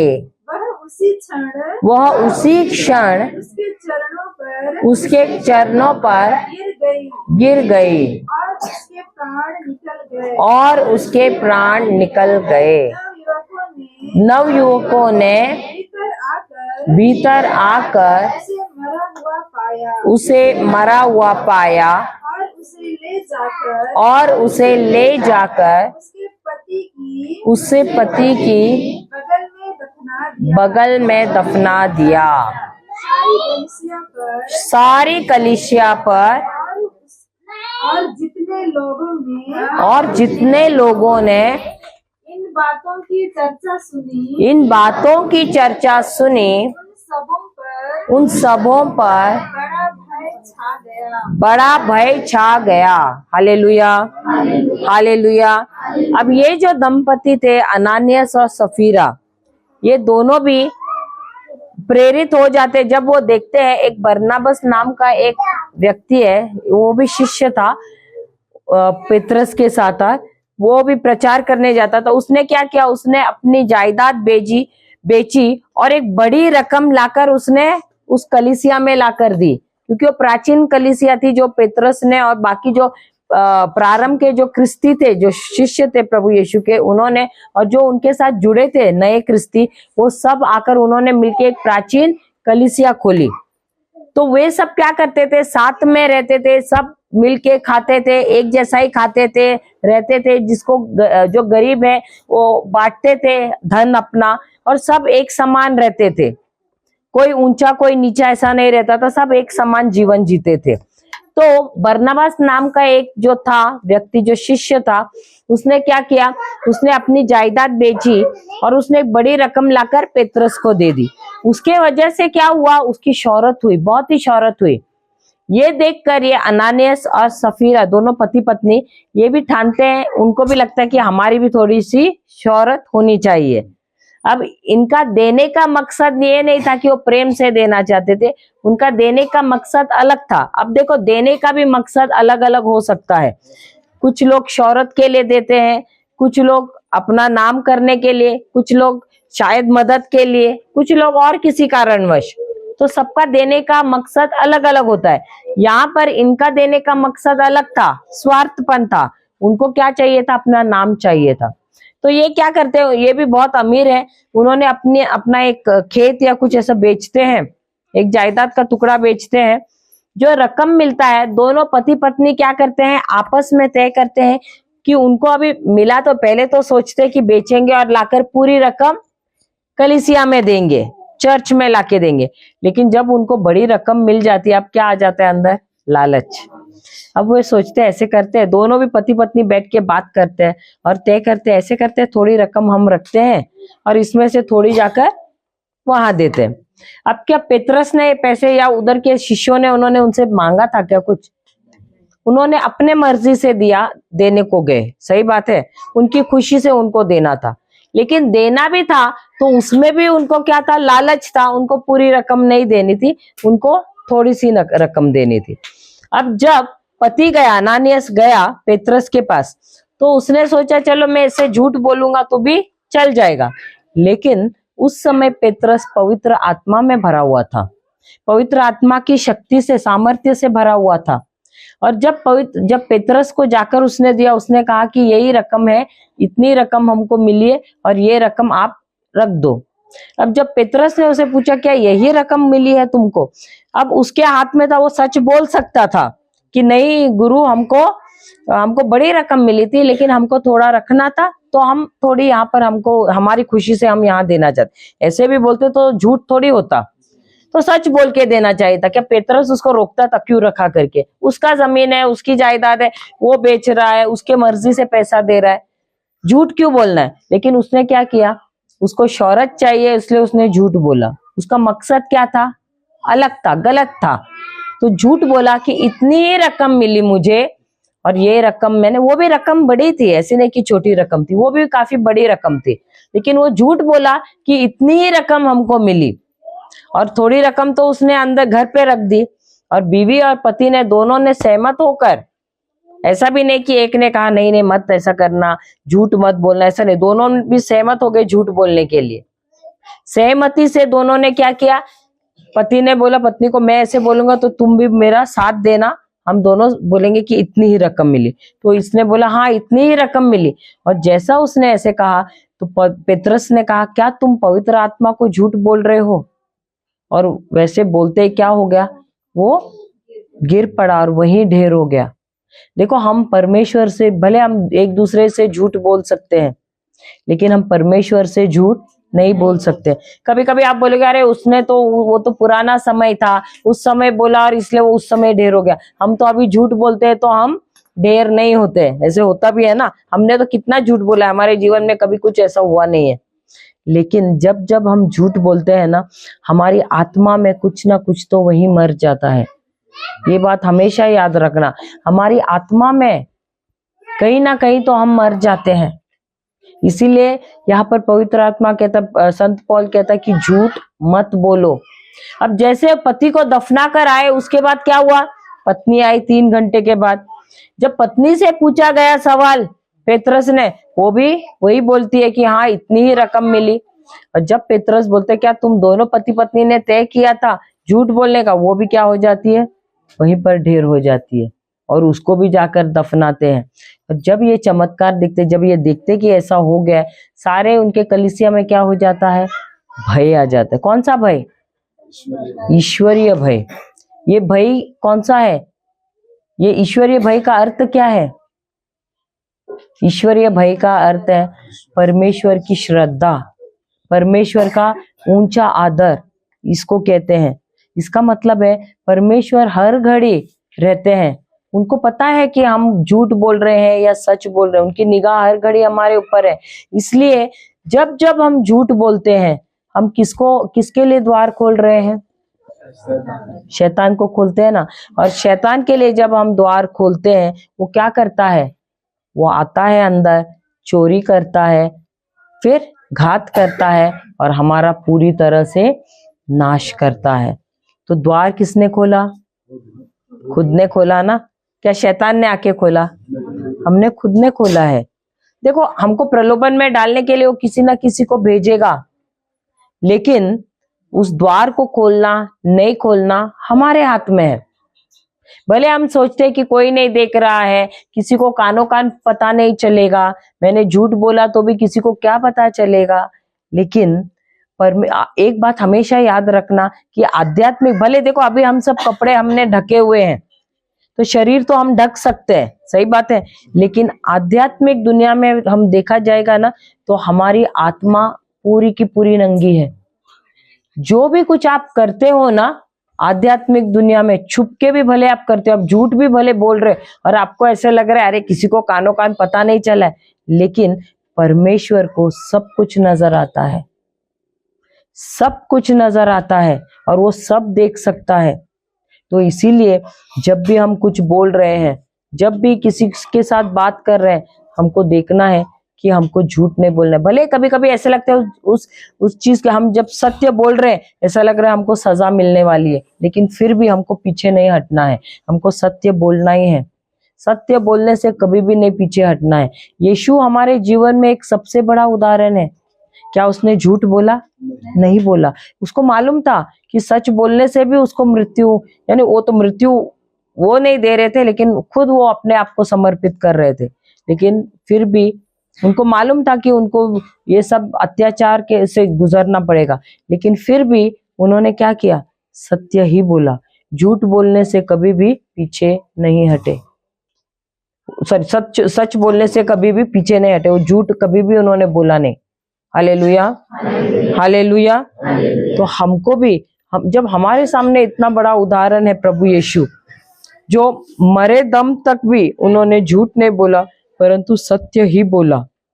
भले उनकी जान भी देनी पड़ी उनको, लेकिन फिर भी उन्होंने सत्य ही बोला। तो हमको भी वही कह रहे हैं संत पौलुस, झूठ मत बोलना, हर घड़ी सत्य ही बोलना। क्योंकि जब जब आप झूठ बोलोगे, आप क्या करोगे? द्वार खोलोगे शैतान के लिए। और यही शैतान आपके जीवन में जब प्रवेश करेगा तो आपके जीवन में तहलका मचाएगा। वो चुपचाप नहीं बैठेगा, तुम्हारे जीवन में क्या करेगा? सब नाश करेगा, सब खत्म कर देगा। भले शुरुआत में तुमको लगेगा कुछ नहीं हो रहा है, लोग बोलेंगे अरे कोई नहीं देख रहा है, अरे कुछ नहीं होता है, एक बार झूठ बोला तो क्या हुआ? कुछ नहीं होता है, बोलते हैं ना लोग, कुछ नहीं होता है, कौन पकड़ेगा, कुछ नहीं होता है। लेकिन इसका असर आपको मिलता है, इसका फल आपको मिलता है आपके जीवन में, कभी ना कभी तो मिलता ही है। और जब फल आता है या फसल आता है तो एक नहीं आता है, अनगिनत आता है। भले आप एक बार झूठ बोल रहे, 2 बार झूठ बोल रहे, उसका फसल आपको मिलेगा ही जरूर। Hallelujah, hallelujah. इसीलिए हमको बच के रहना है। भले उस वहां पर हमको सच बोलना है, उस सच के लिए हमको दंड भी मिलेगा, तो भी हमको तैयार होना चाहिए दंड के लिए। क्योंकि जब हम ऐसा करते हैं तब हम परमेश्वर को निराश नहीं करते हैं, हम परमेश्वर को प्रसन्न करते। क्यों? क्योंकि हम किसके बच्चे हैं? हम ईश्वर के बच्चे हैं। हालेलुया। और जब हम सच बोलते हैं ना, परमेश्वर हर घड़ी हमारे बचाव के लिए आ जाते हैं। हम परमेश्वर के लिए द्वार खोलते हैं हमारे जीवन में कार्य करने के लिए। हालेलुया, हालेलुया, जय यीशु। तो परमेश्वर कभी भी, हम सत्य के साथ रहेंगे, हमको कभी भी गिरने नहीं देंगे, हमारे साथ हमेशा रहेंगे। हालेलुया। भले ऐसे लग रहा है कि विलंब हो रहा है, लेकिन वो कभी भी पीछे नहीं हटेंगे हमको बचाव कर, हमारी बचाव करने से। हालेलुया, जय यीशु। और इसीलिए सबसे पहले द्वार क्या है? झूठ मत बोलो। हमको झूठ बोलना ही नहीं है। हालेलुया। क्योंकि ऐसा करने से हम शैतान के लिए क्या कर रहे हैं? द्वार खोल रहे हैं। Hallelujah, hallelujah. दूसरा क्या है?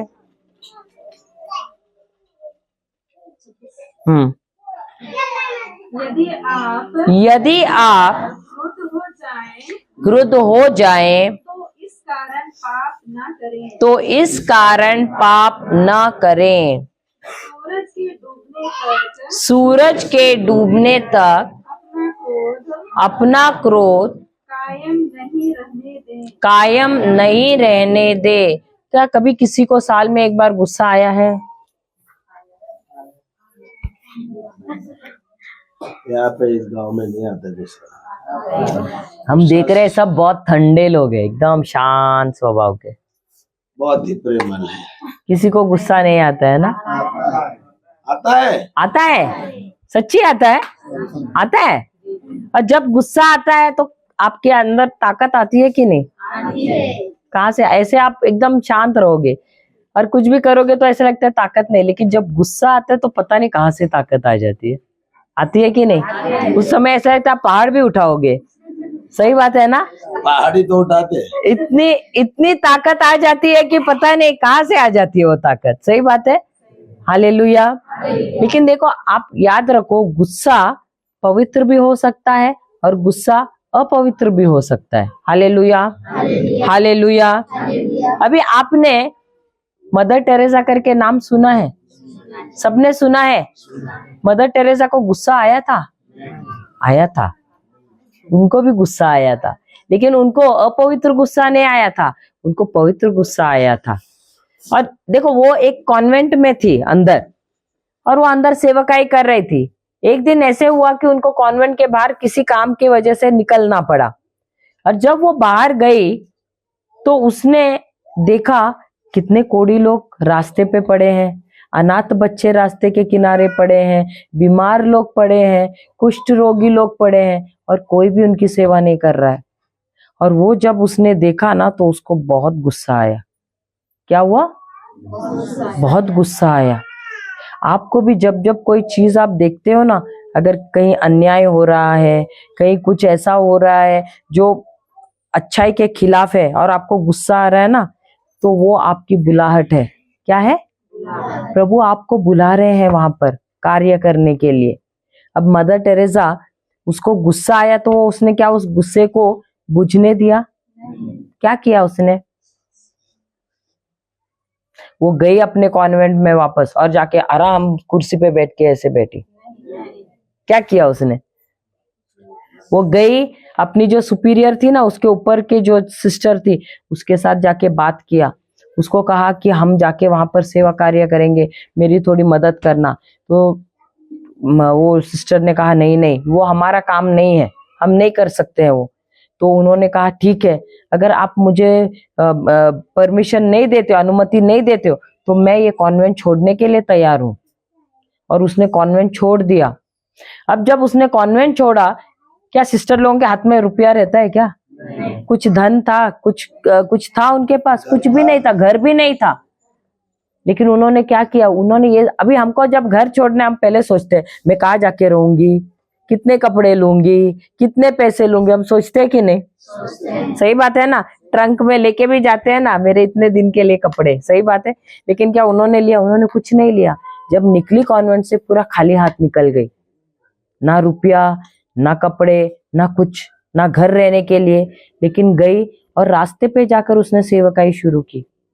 जब उसके पास उधर रहने के लिए भी कुछ नहीं था, रास्ते पे ही सबकी सेवकाई करने लगी। जो मिल रहा है, रोगी, जो बच्चे मिल रहे, सबको ले लेके वो कर रहे। उसको देखकर 1 से 2, 2 से 3 ऐसे व्यक्ति जुड़ गए।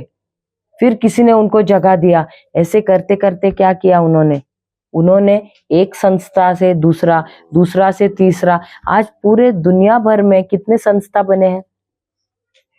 कितने हैं? हजारों संस्था है कि नहीं? 1,500 के ऊपर संस्था पूरे विश्व भर में है उनके।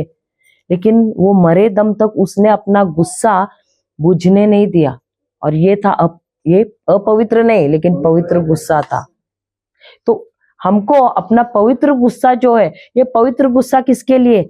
अच्छा काम करने के लिए, किसी का भलाई करने के लिए, दूसरों को जो निचले स्तर पे उसको उठाने के लिए।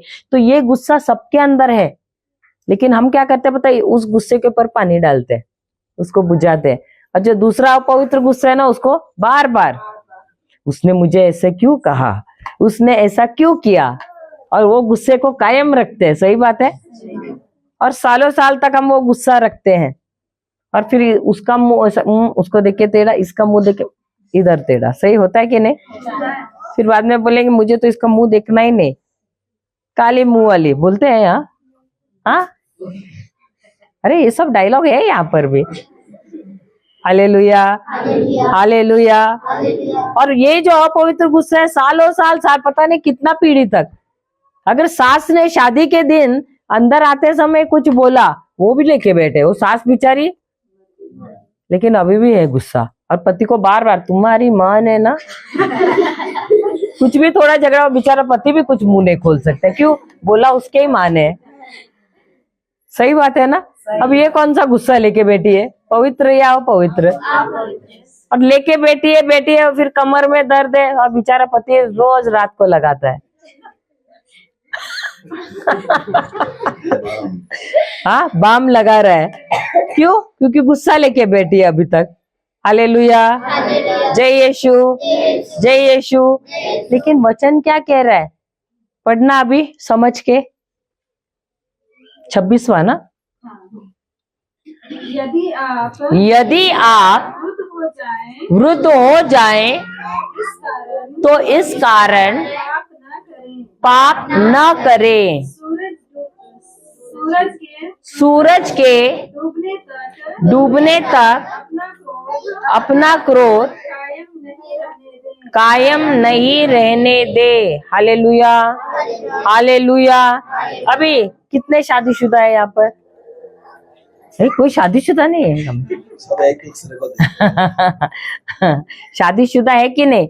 जब पति पत्नी के बीच में झगड़ा हो जाता है, क्या हो जाता है? उसी रात सुलह होता है या दूसरा दिन भी चलता है, फिर तीसरा दिन भी चलता है? हाँ हाँ, चलता ही रहता है। सही बात है। कितने सूरज डूब जाते हैं लेकिन गुस्सा ही ठंडा नहीं होता है।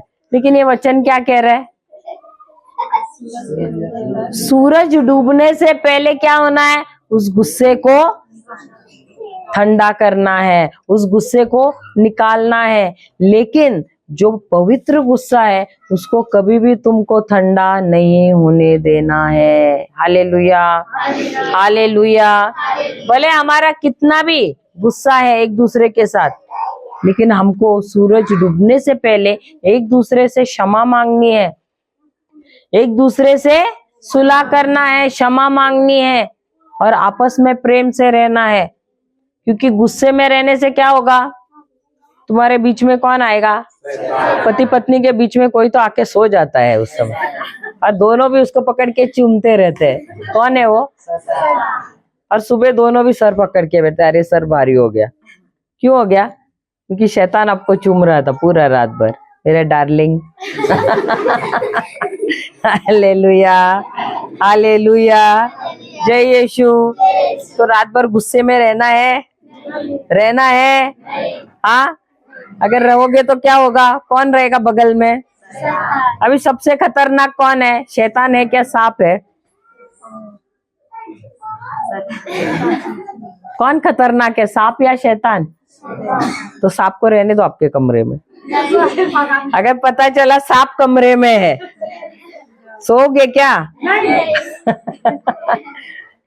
सांप को तो आप मार सकते हो, शैतान को मार सकते हो क्या? सांप दिखाई देता है, आप मार सकते हो, सही बात है, लेकिन शैतान को नहीं मार सकते हो। क्यों? क्योंकि वो अदृश्य है।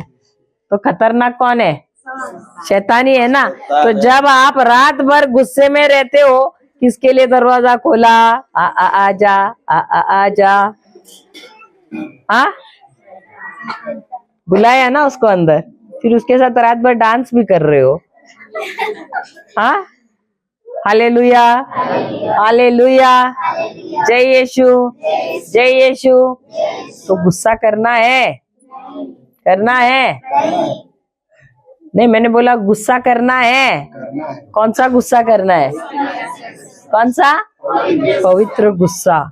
जहां कहीं भी आप जा रहे हो, अगर अन्याय हो रहा है किसी के साथ, वहां आवाज उठाना है। वो गुस्सा ऐसा नहीं कि जाके लड़ना है। क्या करोगे? कैसे आप उस अन्याय के खिलाफ लड़ोगे? आवाज कैसे उठाओगे? दिया ना आप लोगों को हथियार प्रभु ने। क्या करोगे? दूर खड़े रहोगे और धाड़ोगे कि नहीं? सही बात है। अभी आपको जाके लड़ना नहीं है, क्योंकि प्रभु यीशु ने हमारा युद्ध लड़ा है और हमको विजय दिया है। लेकिन ये विजय कहाँ पर है? आध्यात्मिक दुनिया में है। और इसीलिए हमको क्या करना है? कोई किसी के साथ अन्याय करना है, हमको यहाँ से दहाड़ना है। जब हम दहाड़ते हैं, गुस्से में दहाड़ते हैं, शैतान के सारे जो दुष्ट काम है वो क्या हो रहा है? उसका नाश हो रहा है। इतना साल से वो हमको पीट रहा था, सही बात है।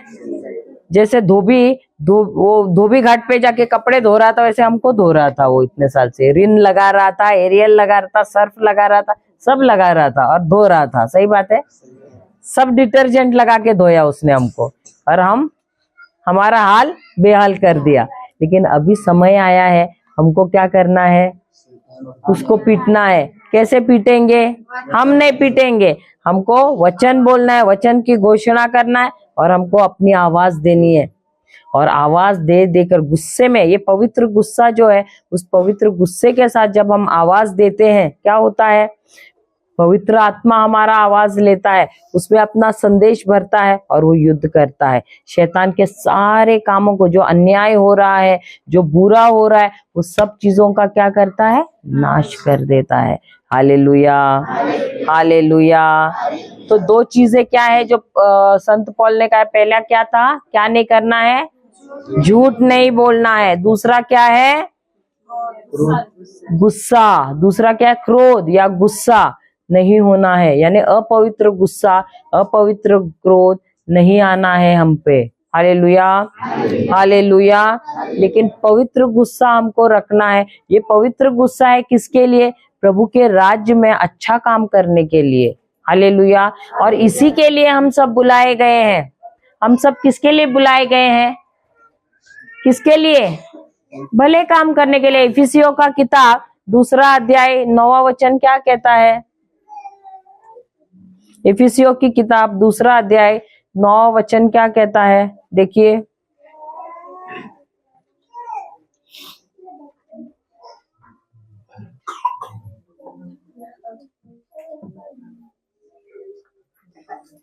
इफिसियों 2 अध्याय 9 वचन,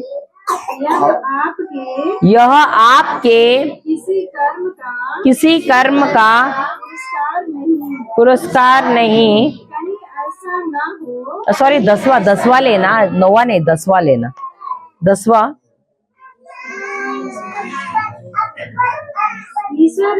ईश्वर ने हमारी रचना की, उसने ईसा मसीह द्वारा हमारी सृष्टि की, जिससे हम पुण्य के कार्य करते रहें और उसी मार्ग पर चलते रहे। तो उन्होंने जिसे ईश्वर ने हमारे लिए तैयार किया है। तो परमेश्वर ने हमको किसके लिए बनाया है? किसके लिए? शादी करके बच्चे उत्पन्न करो, खेत का काम करो, सही बात है ना? बच्चों की शादी करो, फिर नाते पोती आ जाएंगे, उनकी सेवा करो। उसके लिए मैंने ये कहती कि ये मत करो, ये तो हमारी जिम्मेदारी है। लेकिन उसके साथ साथ प्रभु ने हमें कुछ और कार्य के लिए भी बुलाया है। वो क्या है? उनके राज्य में सेवा कार्य करने के लिए। क्या आज हम अपने बच्चों को प्रोत्साहित करते हैं, तुमको फादर बनना है, तुमको सिस्टर बनना है, तुमको जाके सेवा कार्य करना है प्रभु के राज्य में? बोलते हैं क्या प्रचारक बनना है? बोलते हैं क्या? नहीं। हम क्या कहते हैं? सबसे पहले उनको सारी सुविधाएं देते हैं, मोबाइल देते हैं, ये वो सब। तो बच्चा हिलेगा क्या घर से? नहीं हिलता है, क्योंकि हमने सब सुविधाएं दी। तो बच्चा क्यों जाएगा? सही बात है। आज से हमको क्या करना है? उनको बाइबल सिखाना है। क्योंकि अगर यीशु ही नहीं आते, यीशु भी बोलते हैं चलो मैं भी मेरे पिता के घर पे बैठ जाता हूँ स्वर्ग में, मुझे क्यों आना है यहाँ पर? वो भी तो आए ना यहाँ पर। हमारी सेवा के लिए आए या हमने उनकी सेवा करनी चाहिए इसके लिए आए?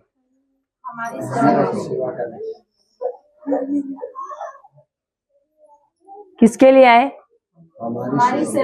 हमारी सेवा क्या? हमको उनकी सेवा करनी है। किसके लिए? ये भी नहीं मालूम।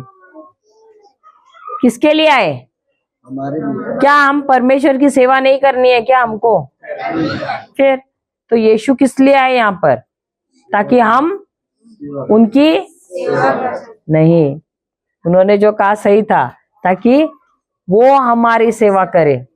अगर वो परमेश्वर का पुत्र होते हुए अपनी महिमा सब कुछ वहां छोड़कर यहाँ पर आए हमारी सेवा करने के लिए, तो हमको उन्होंने यहाँ पर भेजा है उनकी सेवा के लिए नहीं, दूसरों की सेवा करने के लिए। इसीलिए वो कहते हैं ना, जैसे मैंने तुम्हारी सेवा की है वैसे तुम जाकर दूसरों की भी सेवा करना।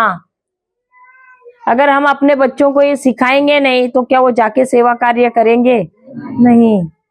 तुम बोलेगा अरे ये तो मेरा इकलौता बच्चा है, ये मेरी इकलौती बेटी है, तो कोई जाएगा क्या आगे? पर यीशु भी तो अपने पिता का इकलौता ही बेटा था ना। उनको बेटी थी क्या? या दूसरा बेटा था क्या? उन्होंने भेजा ना। सही बात है ना? हालेलुया। अब यीशु भी जब यहाँ पृथ्वी पर थे उनको गुस्सा आया था कि नहीं? आया था ना। कब आया गुस्सा? जब मंदिर में क्या कर रहे थे? शराब नहीं, वो व्यवसाय कर रहे थे। व्यवसाय कर रहे थे ना, पैसों को ये कर रहे थे, पैसों से व्यवसाय कर रहे थे। वो सब भेड़ वो सब बेच रहे थे, वो सारी चीजें वो कर रहे थे। सही बात है। तो उनको गुस्सा आया तो उन्होंने क्या किया? ले सबको धबाधब मार दिया ना। मारा क्या? क्या किया? देखो उनको भी गुस्सा आया, लेकिन वो भी पवित्र गुस्सा था, क्योंकि उनको मालूम था कि वो भी सेवा के लिए आए थे, लेकिन वो प्रेम से हमको सुधार रहे थे। वहां पर उनको गुस्सा आया, वो था पवित्र गुस्सा। उन्होंने क्या किया, जो टेबल थे उनके, जो वो धंधा कर रहे थे, वो सब निकाल के बाहर फेंका। उनका जो भी कुछ सामान था सब उठा उठा के बाहर फेंका, और उनसे कहा, ये मेरे पिता का घर है, क्या इसको तुम यहाँ पर क्या बनाओगे, व्यवसाय का ठिकाना बनाओगे? नहीं, ये ईश्वर का, ये आराधनालय है, यहाँ पर धंधा नहीं हो सकता है। और वो उन्होंने गुस्से से कहा। कौन सा गुस्सा? पवित्र गुस्सा से कहा। Hallelujah, hallelujah. तो हम भी जब अन्याय देख रहे हैं, हम देख रहे हैं दूसरों के जीवन में बुरा हो रहा है, हमको भी क्या करना है? हमको भी पवित्र गुस्सा आना है, और तब देखकर हमको दहाड़ना है। हालेलुया, जय यीशु, जय यीशु, हालेलुया, हालेलुया। अब तीसरा क्या है? पहला क्या था? झूठ नहीं बोलना है। दूसरा क्या था? क्रोध नहीं करना है। तीसरा 27, शैतान को अवसर नहीं देना चाहिए। शैतान को अवसर नहीं देना चाहिए। जो चोरी किया करता था, जो चोरी किया करता था, वह अब से चोरी नहीं करे, चोरी नहीं करे, बल्कि ईमानदारी से अपने हाथों से परिश्रम करे। इस प्रकार वह दरिद्रों की भी कुछ सहायता कर सकेगा। Hallelujah, hallelujah. क्या चोरी भी होती है? करते हैं चोरी, करते हैं चोरी, होता है ना। अभी कोई कोई दफ्तर में जाते हैं, ऑफिस में जाते हैं, वहां पर भी रिश्वत मिलती है कि नहीं? करते हैं कि नहीं चोरी? कोई कोई बोलता है कोई देख नहीं रहा है, धीरे से ले लो। क्या होता है? एक बार ले लो, 2 बार ले लो, कौन देख रहा है? कोई नहीं देखता है, किसी को पता नहीं चलेगा। लेकिन वैसा करने से श्राप लगता है कि नहीं? पूरी पीढ़ी को श्राप लगता है कि नहीं? होता है कि नहीं? वैसा ही नहीं, कोई कोई जब दफ्तर में जाते हैं, देखते अरे उधर पेन पड़ा है, पेन लेकर आते हैं घर पे। कोई किताब मिला, किताब लेकर आते हैं कि नहीं? छोटी छोटी चीजें, ये भले छोटी छोटी चीजें हैं। खेत में भी जाते हैं, बगल के खेत में से, चलो क्या होता है, एक चीज लिया, कुछ होता है क्या? अरे होता है, होता है चोरी।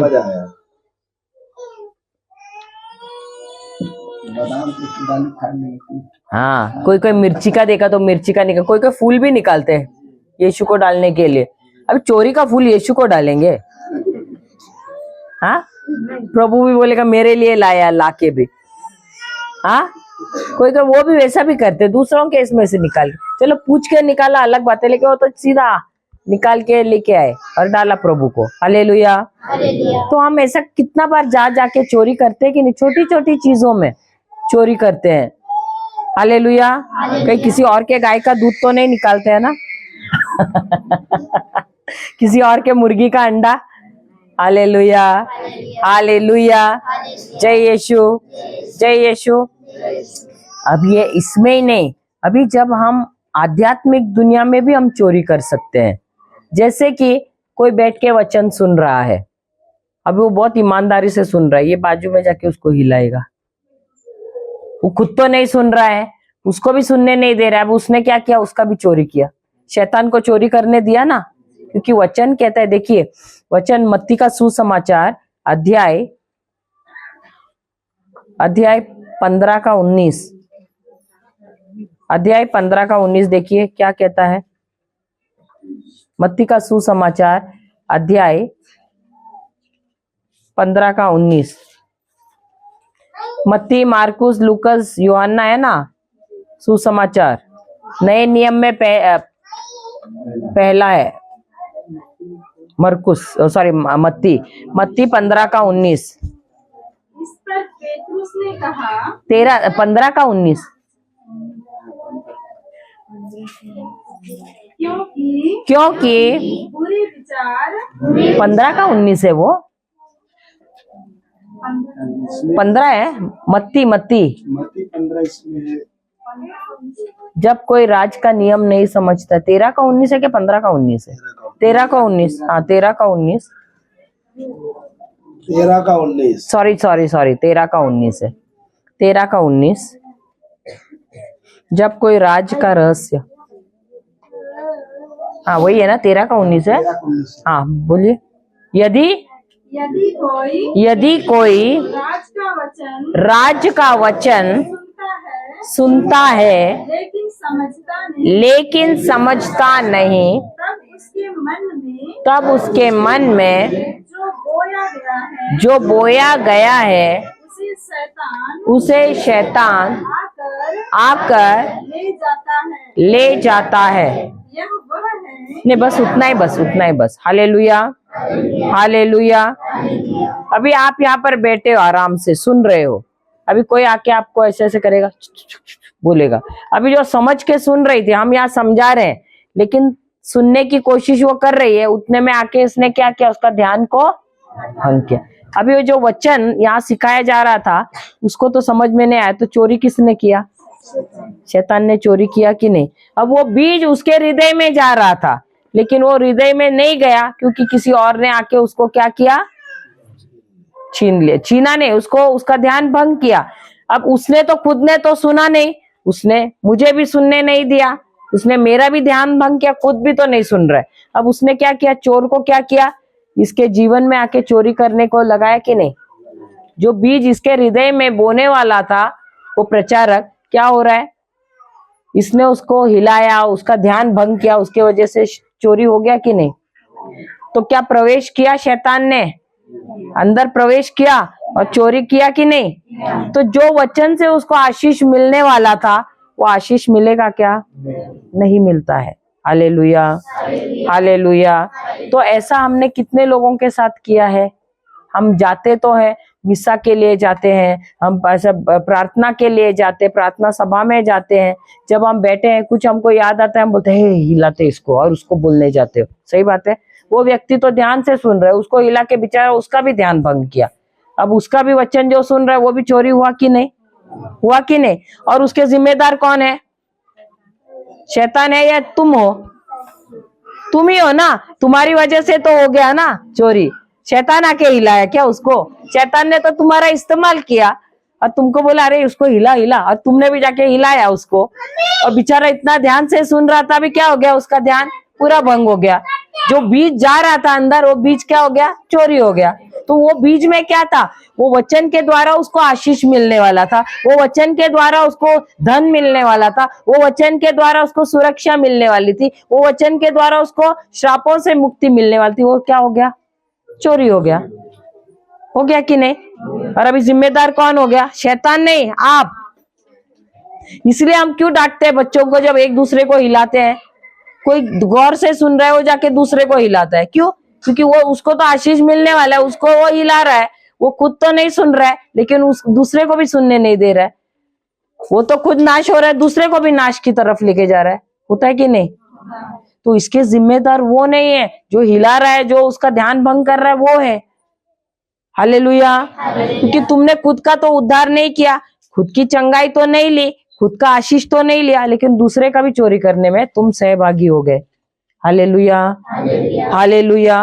और इसीलिए ये वचन क्या कहता है? चोरी मत करो, क्योंकि शैतान ने तुम्हारा इस्तेमाल किया है चोरी करने के लिए। क्या? वचन का, वो अभिषेक का। उस वचन के द्वारा उसको अभिषेक भी मिलने वाला था, वो अभिषेक भी चोरी करने के लिए जिम्मेदार कौन है? आप खुद हैं। Hallelujah hallelujah. इसलिए जब हम आते हैं तो हमको व्यर्थ नहीं होने देना। आपने भी अपना सारा काम छोड़ दिया और आप यहाँ पर आए, क्या करने के लिए? टाइम पास के लिए? क्या नहीं, क्योंकि ये बहुत कीमती है। हम कितना भी मेहनत करेंगे ना अपने जीवन भर में, तो भी ये धन हमको नहीं मिलेगा। हम जब हमारे बच्चे छोटे भी थे ना, हम ऐसे उठा उठा के जाते थे। 3-3 महीने के दो, मैं तो गर्भवती थी तभी भी मैं दौड़ती थी सब जगह पे। हमारे बच्चे जब पेट में थे तभी अभिषिक्त हो गए थे। जैसे यूहन्ना, जब माता मरियम जब जाती है एलिजाबेथ को मिलने के लिए, यूहन्ना उछलता है, वैसे हमारे बच्चे पेट में उछलते थे वचन सुनने के टाइम पे। इसलिए जब गर्भवती हो ना तभी जाओ, रिट्रीट के लिए। बच्चों को इतना अभिषेक होता है। आज हमारे बच्चे भले हम छोड़ के आते हैं, वो अपना खुद का काम खुद करते हैं, खुद का पढ़ाई है, बोर्ड का एग्जाम है, सबको अपना पढ़ाई करते हैं, हमको पीछे लगना नहीं पड़ता है। अभी बहुत माता पिता हम देखते हैं, बच्चे लोग बगावत करते हैं, बच्चे सुनते नहीं है, अलग अलग व्यसनों में। क्यों है? क्योंकि माता पिता ने ध्यान नहीं दिया है वचन में, इसलिए बच्चे बगावत कर रहे हैं। हमारे बच्चे जब कोख में थे तब से हम जाते थे, जब हमको ज्ञान मिला वचन का ना, हम दौड़ते थे। मेरा तो 9वां महीना 9वां दिन तक भी मैं दौड़ी हूँ वचन सुनने के लिए, इतना हमको भूख था वचन का। अब कितनी महिलाएं हैं जिनको डिलीवरी के टाइम पे बहुत तकलीफ हुआ है ना, हुआ है कि नहीं? कितना दिन दर्द था? 1 दिन, 1 घंटा, 2 घंटा, या 2-2, 3-3 दिन भी हुआ है ना दर्द? 10 मिनट तो हंसी आ गई। बहुत समय ना लगा। क्यों? क्योंकि जो दर्द है ना वो श्राप है। वचन के अनुसार अगर जाओ तो वो श्राप है, जो आदम और एवा के पाप के वजह से वो श्राप आया था। लेकिन गलातिया का किताब अध्याय 3 वचन 13 कहता है कि प्रभु यीशु ने हमें नियम के हर एक श्राप से मुक्त किया है। क्या किया है? अगर कोई भी गर्भवती है आपके यहाँ पर, उनको दे दो ये वचन, ताकि उनको दर्द नहीं हो। मेरे तीनों भी डिलीवरी में मुझे दर्द नहीं हुआ, बिना दर्द के बच्चे हुए हैं। Hallelujah, hallelujah. क्योंकि जब मुझे ये वचन का ज्ञान हुआ, मैं घोषणा कर रही थी, प्रभु यीशु आप मेरे लिए कौन बने? श्राप बने। और इस श्राप की वजह, क्योंकि आप श्राप बने, मुझे दर्द नहीं होगा करके। और एक है यशाया 66 का 7वां वचन देखना, पढ़ना कोई तो। यशाया 66 का 7वां वचन ले लो। जिसने भी किताब लाया है लिखो, क्योंकि आप किसी को दे सकते हो ये वचन। यशाया 66 का वचन 7, कोई पढ़ना है तो पढ़ लो।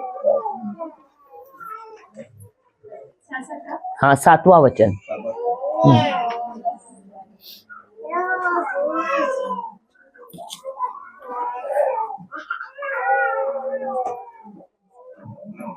प्रसव पीड़ा के पूर्व ही, प्रसव पीड़ा के पूर्व ही सियोन ने जन्म दिया। कोई और ट्रांसलेशन है?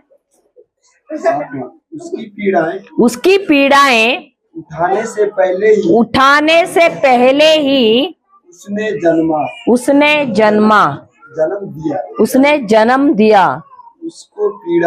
उसको पीड़ाएं होने से पहले ही उसको बेटा जन्मा। Hallelujah, hallelujah.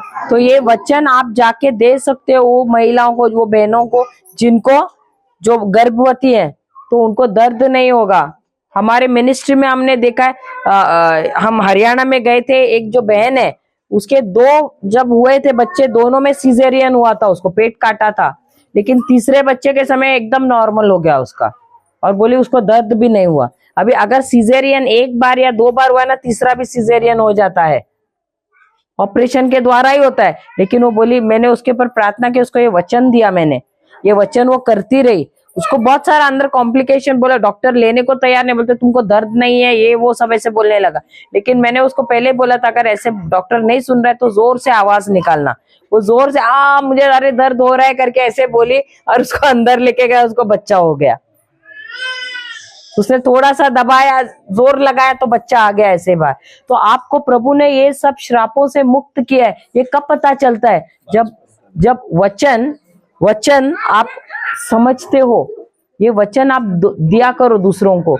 एक तो गलातिया का किताब 3 अध्याय 13 वचन, और ये यशाया 66 का 7वां और 9वां भी लेना। 9वां देखो क्या लिखा है। अगर किसी को ऐसे हो रहा है कि अंदर बहुत सारा प्रॉब्लम हो रहा है, समस्या हो रहा है, बच्चे के टाइम पे, गर्भवती है उस समय के लिए भी है। देखो, यहोवा कहता है, क्या मैं उसे जन्मने के समय तक पहुंचा कर ना जन्माऊं। पहुंचा कर ना जन्माओ, यानी यहोवा कहता है अगर मैंने तुम्हें गर्भवती बनाया है, तुम्हारा गर्भ मैंने भरा है, तो क्या बच्चे को मैं सुरक्षित बाहर नहीं ला सकता हूँ? किसको किसको कुछ प्रॉब्लम रहता है ना, कॉम्प्लिकेशन रहता है, लेकिन वचन में प्रभु कहता है कि अगर मैंने तुम्हारा कोख भरा है तो तुम उस बच्चे को भी मैं सुरक्षित बाहर लेकर आऊंगा। हालेलुया। एक बहन थी हमारे इसमें, जिसका बच्चे का जो है ना, उसका जो नाल है बच्चे के गर्दन में ऐसे 3-4 बार घूम गया था और डॉक्टर ने कहा ऑपरेशन ही करना पड़ेगा। उसने बोला नहीं, मैं ऑपरेशन नहीं करूंगी, मेरा डिलीवरी नॉर्मल ही होगा। तो उसने डॉक्टर से पूछा बच्चा कौन सी दिशा में घुमा है, तो डॉक्टर उसने बताया इस दिशा में घुमा है। तो वो गई, बोली ठीक है मैं ऐसे करती हूँ, कल आऊंगी, लेकिन मेरा नॉर्मल होएगा डिलीवरी। वो गई घर पे और वो बच्चे के पेट पे हाथ रखी और बच्चे से बात करने लगी। बोली बच्चे तुमको चाहिए कि चाकू लगे डॉक्टर का, या तुम सीधी तरह से घूम के बाहर आओगे? बोले देखो डॉक्टर ने कहा है कि तुम इस तरफ घूमे हो, तुम ऐसे करना, इस तरफ से पलटी मारते हुए 3-4 बार घूमना, तो वो जो नाल जो फंसी है तुम्हारे गले में लिपटी हुई है, वो नाल से तुम बाहर निकलोगे। वो बच्चे से बात किया, बच्चा बराबर घूमा अंदर पेट में, और जब सुबह वो गई डॉक्टर के पास, अस्पताल गई, वो बराबर डॉक्टर बिना कोई दर्द के, बिना ऑपरेशन के बच्चा बाहर आया। Hallelujah, hallelujah. इसका भी हमारे पास गवाही है। हालेलुया, जय यीशु, जय यीशु। तो प्रभु हमको सरल तरीके से सिखाता है। तो जब हम ये सारे वचन जानते हैं और ध्यान पूर्वक सुनते, कोई चोरी कर सकता है? चोर चोरी कर सकता है क्या? नहीं करता है। Hallelujah, hallelujah.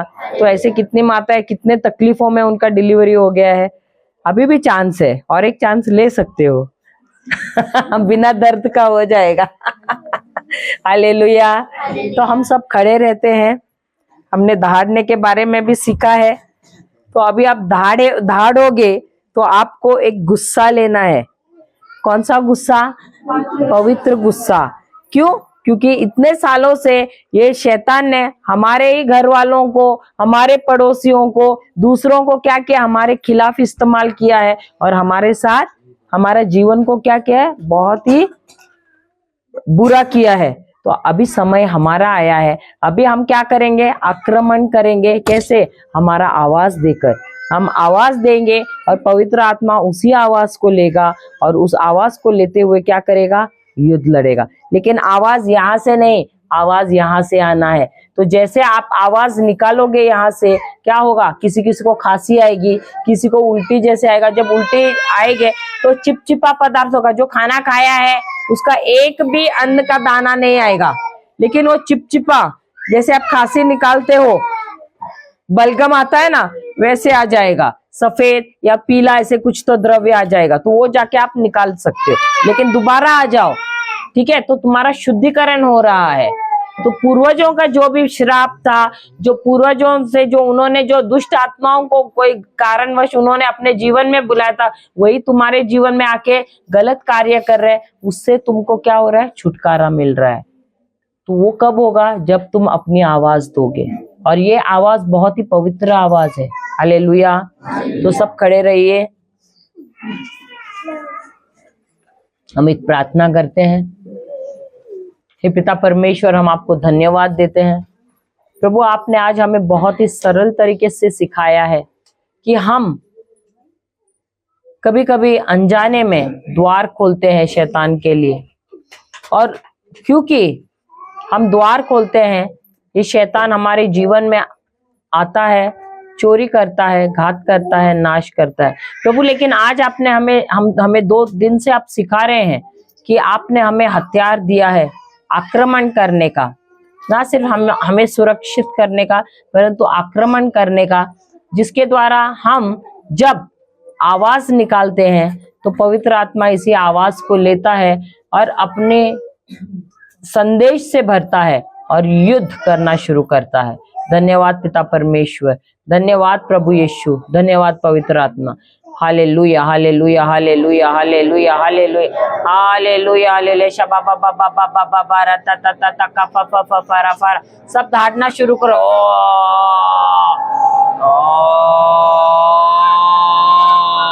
अब सब समझ के दौड़ो कि तुम नहीं, लेकिन पवित्र आत्मा तुम्हारे लिए युद्ध कर रहा है, तुम्हारे साथ साथ कर रहा है।